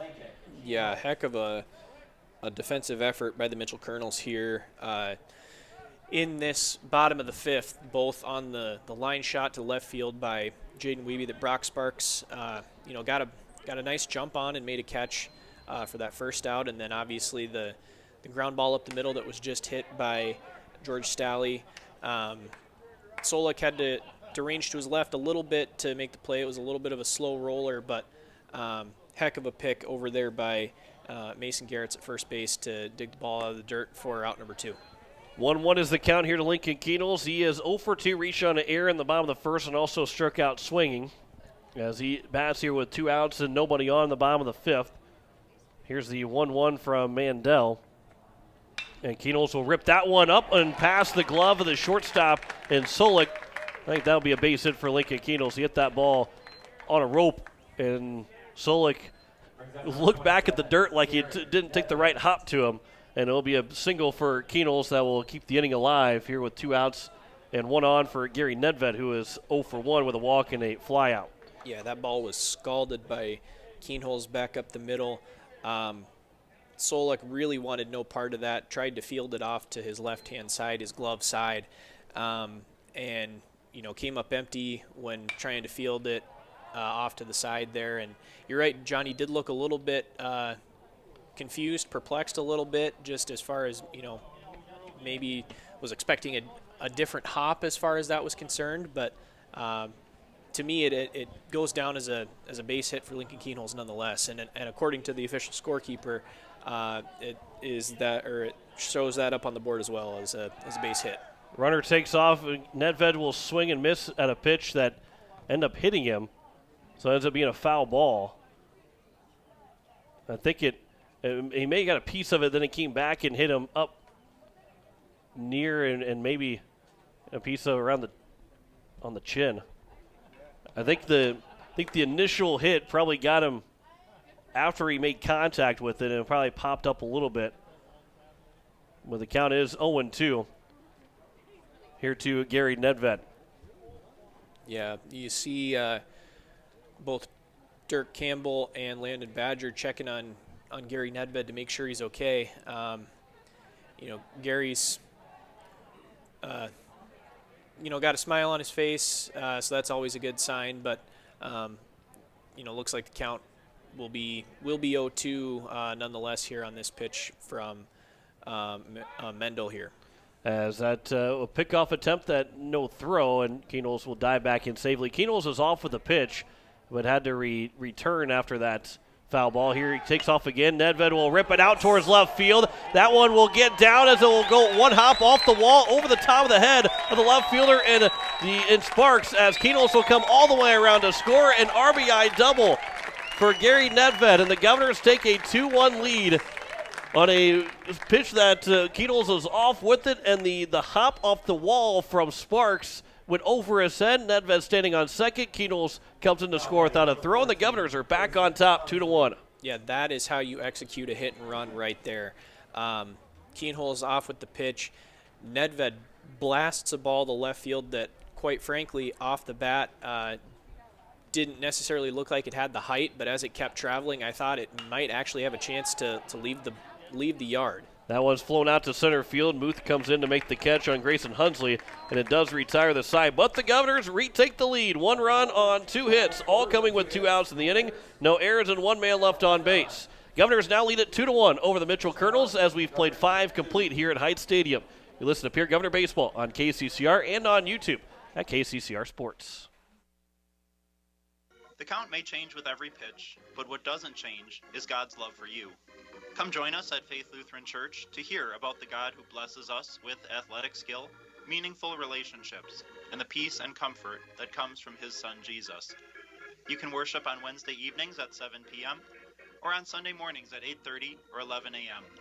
Faith Lutheran Church is up the hill at 714 North Grand and happy to support our athletes, their families, and our community.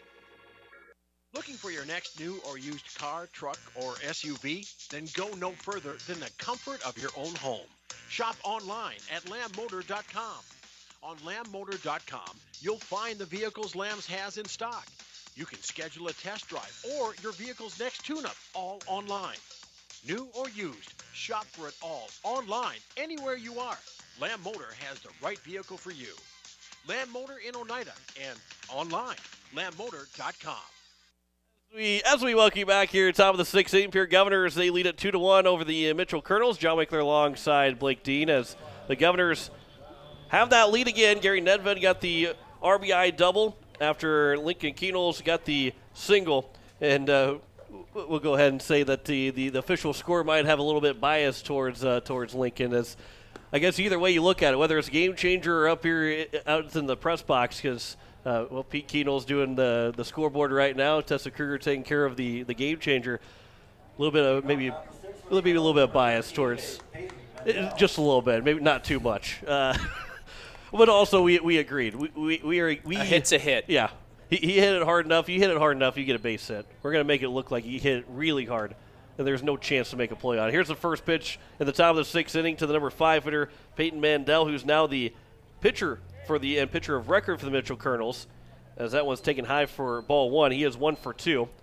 Here's a swing off the mask of Grayson Hunsley. The count is even at a ball and a strike. And probably feels a little bit better than Gary Nedved, who he's laughing with the first base or the base umpire as he took a swing and foul tipped it off of and hit himself with the pitch. And then he came back and ended up getting an RBI double in the next pitch. There's a line shot base hit to open up the top of the 6th inning. And the pitcher and Mandel has got the leadoff man on base for the second time that he's come to the plate. He's led off all 3 innings, and he's gotten 2 base hits in the 4th and 6th inning. Now here's Mason Garrett's. We're gonna have a pinch hitter. It looks like McGinnis, number 4, will be the pinch hitter here. So as it will be Riley McGinnis, that will be the hitter for the Mitchell Colonels.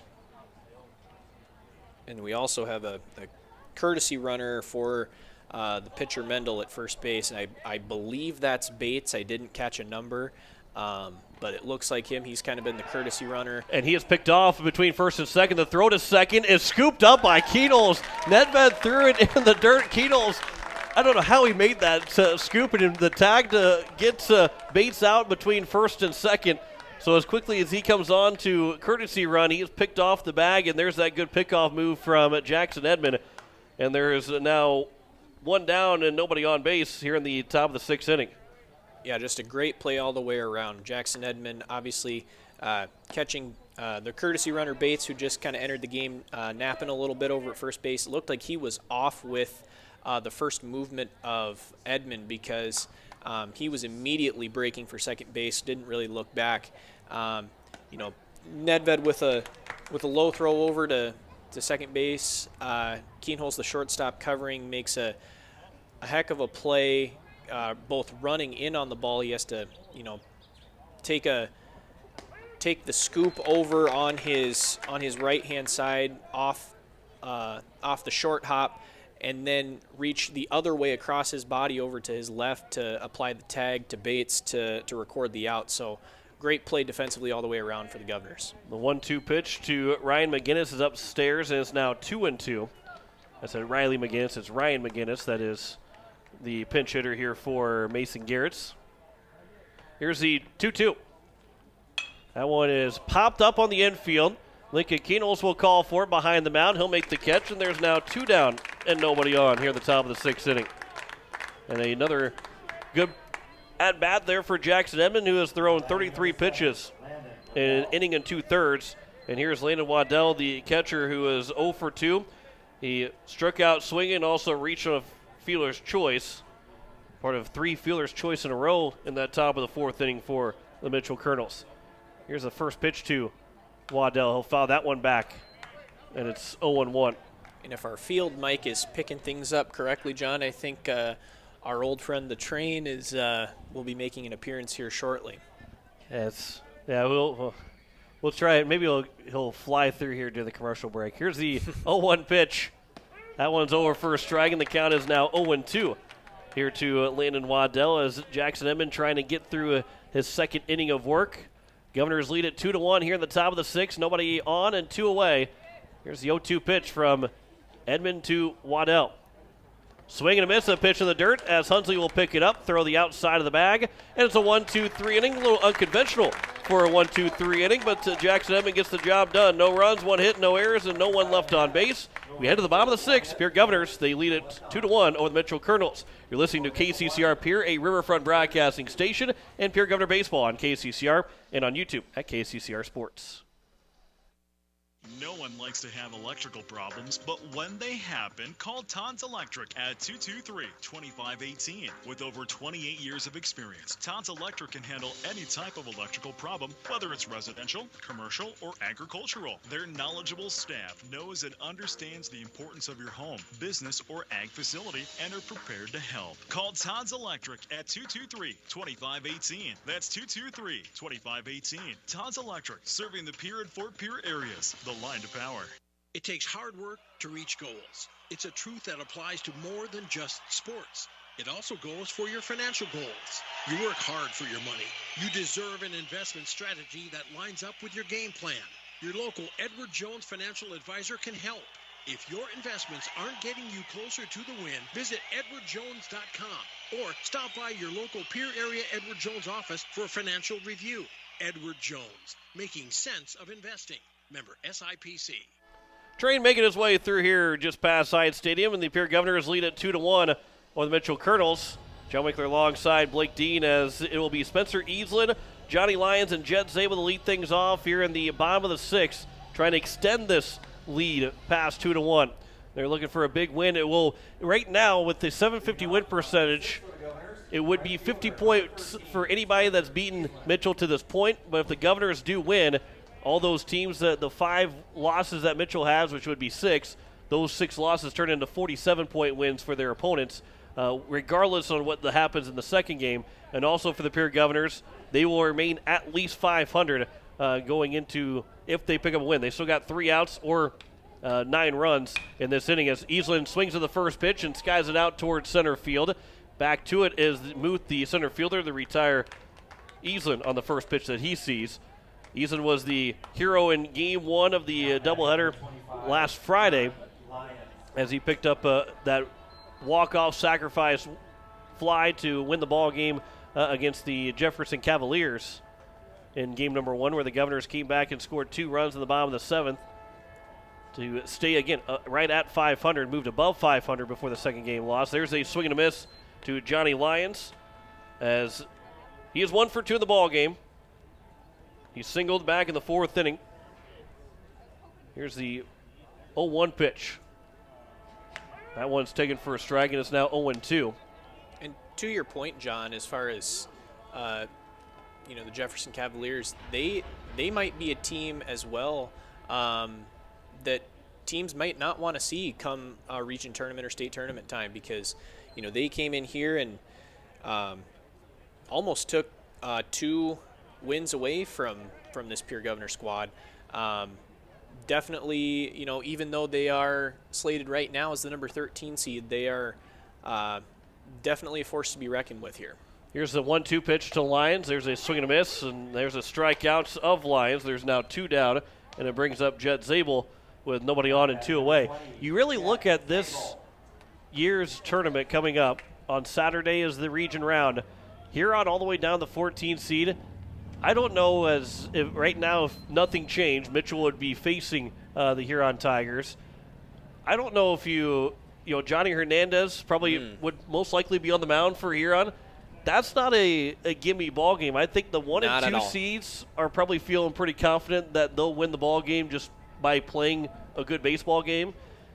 I don't think anybody else from 3 through 14 feels good about their first round matchup. Not at all. Especially, if you take this 3-14 matchup and just, put that matchup on paper come Saturday. If Huron trots out Johnny Hernandez, that's going to be a back and forth battle between both teams. Very competitive baseball game that would be held in Mitchell if standings hold. And so now not a long travel for the Huron Tigers either to make that trip to Mitchell. So it becomes that first round is it's not a guarantee that you're going to see the top 8 seeds all advance. That one's popped up foul territory. The third baseman will go back in Helloy to make the catch in foul territory, and it's a 1-2-3 inning for Mandel on the mound. So we head to the top of the 7th. Pierre Governors 3 outs away from picking up a win here against the Mitchell Colonels in game number 1. They lead it 2-1 over Mitchell. You listen to Pierre Governor Baseball on KCCR and on YouTube at KCCR Sports. When you're in the need for high-quality replacement auto parts, look no further than Zander Auto Parts and Machine Shop in Pierre. Zander's has been servicing the Pierre area for over 40 years. Their professional parts techs can get you the parts you need and get you back on the road. Stop by Zander Auto Parts and Machine Shop at 500 West Sioux in Pierre or call 224-9221. Zander's, your source for domestic and foreign auto parts and accessories. Innovation. It's right here. Avera St. Mary's Hospital keeps care local for you and your family, offering comprehensive care that has earned 4 out of 5 stars by the Centers for Medicare and Medicaid Services in hospital performance and safety. Avera St. Mary's world-class care is further supported by advanced technology, 2-way video e-consults, 3D mammography, and a state-of-the-art birthing center, so you and your family don't have to go anywhere else, because innovation lives right here in Pierre. Learn more at avera.org/news. Top of the 7th inning, the Pierre Governors. They lead it 2-1. Jackson Edmond on the mound to try and close this one out here for the Governors, working into his 3rd inning. And it will be 8-9-1. Brock Sparks, Carson Fahey, and Seth Muth be the first 3 hitters. Again, the only pitcher not available for the Governors is Jet Zabel today. It looked like, I thought I saw maybe Lincoln Keenels throwing a little bit. Christian Bush maybe looks like he's throwing now in the right field bullpen here for the Pierre Governors, as the first pitch will miss low for ball 1. This is a big inning for this Governor team. You know, outside of whether you move up in the standings or not by the time the games are over with, beating a Mitchell Colonel team that's in the top 4. There's a ground ball to Jaden Wiebe over the right side. The leadoff man retired to open up the top of the 7th inning. And the Governors 2 outs away from a Game 1 win. And this is, again, a Governor team that I don't think has opened up the eyes of everybody, but I don't think if you're Roosevelt right now, you're probably going, all right, Governors, you could probably go ahead and win a couple of games and maybe move up to the 7th seed. I'm not sure if Roosevelt, as that was a line shot to Nedved. He'll make the catch. And there's now 2 down, and the Governors are an out away. And then if you're the 2 seed Brandon Valley, you're probably also saying, because Pierre had a lead on Brandon Valley in the one game that they played, you're probably saying, don't move up 2 spots. You can stay where you're at. They haven't opened up the eyes of the state, but I think there's a lot of eyes on them on how good this team could potentially be in the region tournament. First pitch is upstairs for ball 1 to the top of the order in Seth Muth. And I think the motto of this Governor team could very well become, let's wake them up. Let's wake up the eyes of the state. Let's wake up these other teams and let them know that despite us being currently that 9 seed sitting at 512-12, if things stack up the way in the Governor's favor, this is a team to be reckoned with come this weekend and potentially next weekend. The 2-0 pitch is over for a strike and is now 2-1. Muth hit a triple and he came around to score on the RBI ground out from Solik. The only run for the Mitchell Colonels, that came at the top of the 5th. 2-1 pitch. A high chopper over the mound. Lincoln Keenels has to come in. Will field. The throw to first is in time. What a play from Lincoln Keenels, and the Governors pick up a Game 1 win over the Mitchell Colonels, winning 2-1. A 1-2-3 inning for Jackson Edmond in the 7th inning. He goes 3 innings to finish out the win for the Governors, and they're now 13-12 on the season, and will be looking for a doubleheader sweep of the Mitchell Colonels coming up in game number 2.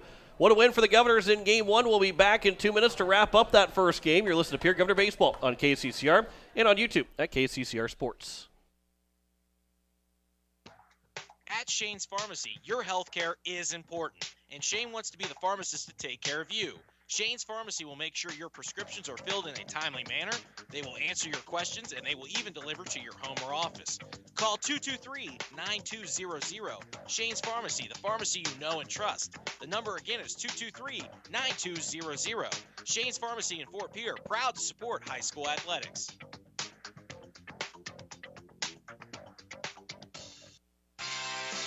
Ferding Electric has a long history of doing electrical work the right way. Economical service, professional work, and customer satisfaction is why they can say that. Ferning Electric can do residential, farm, and commercial projects. Doesn't matter if they are charged with new construction or a remodel project, they get it conducted. Contact the staff at Ferning Electric at 224-8684. They can light a spark into your next project. Ferning Electric, 224-8684.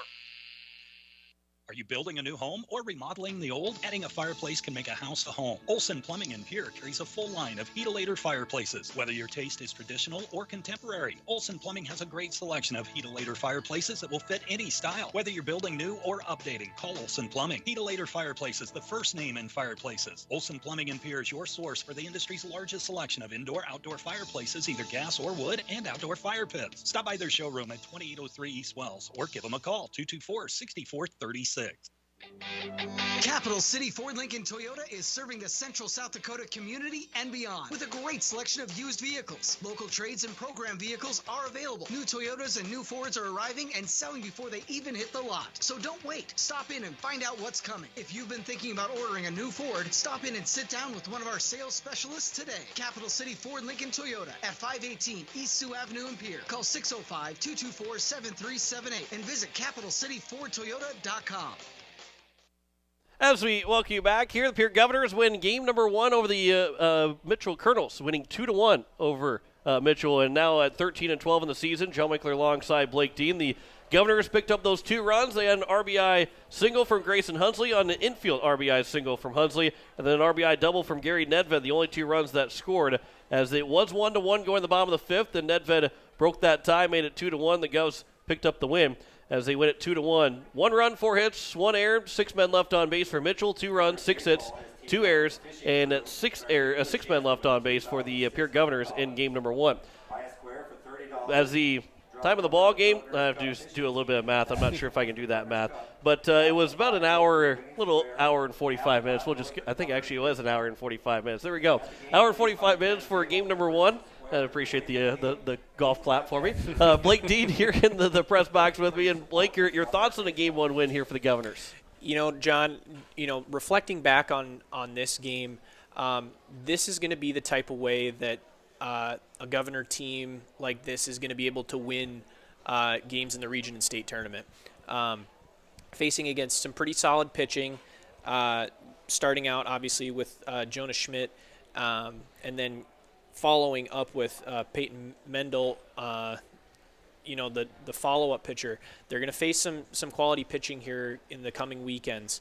And to be able to string together both enough offense to keep, Mitchell at bay, combine that with great pitching performances from Brady Getz and Jackson Edmond, on top of some really stellar defensive plays that we saw from the Governors tonight. A couple come to mind, both Gary Nedved in foul territory, making that play over his shoulder.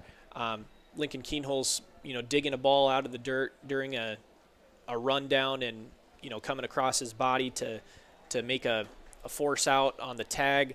There's probably a few that I'm even missing too that aren't coming to mind, but this is the type of win that translates to a region tournament and a state tournament. Because, if this game happens,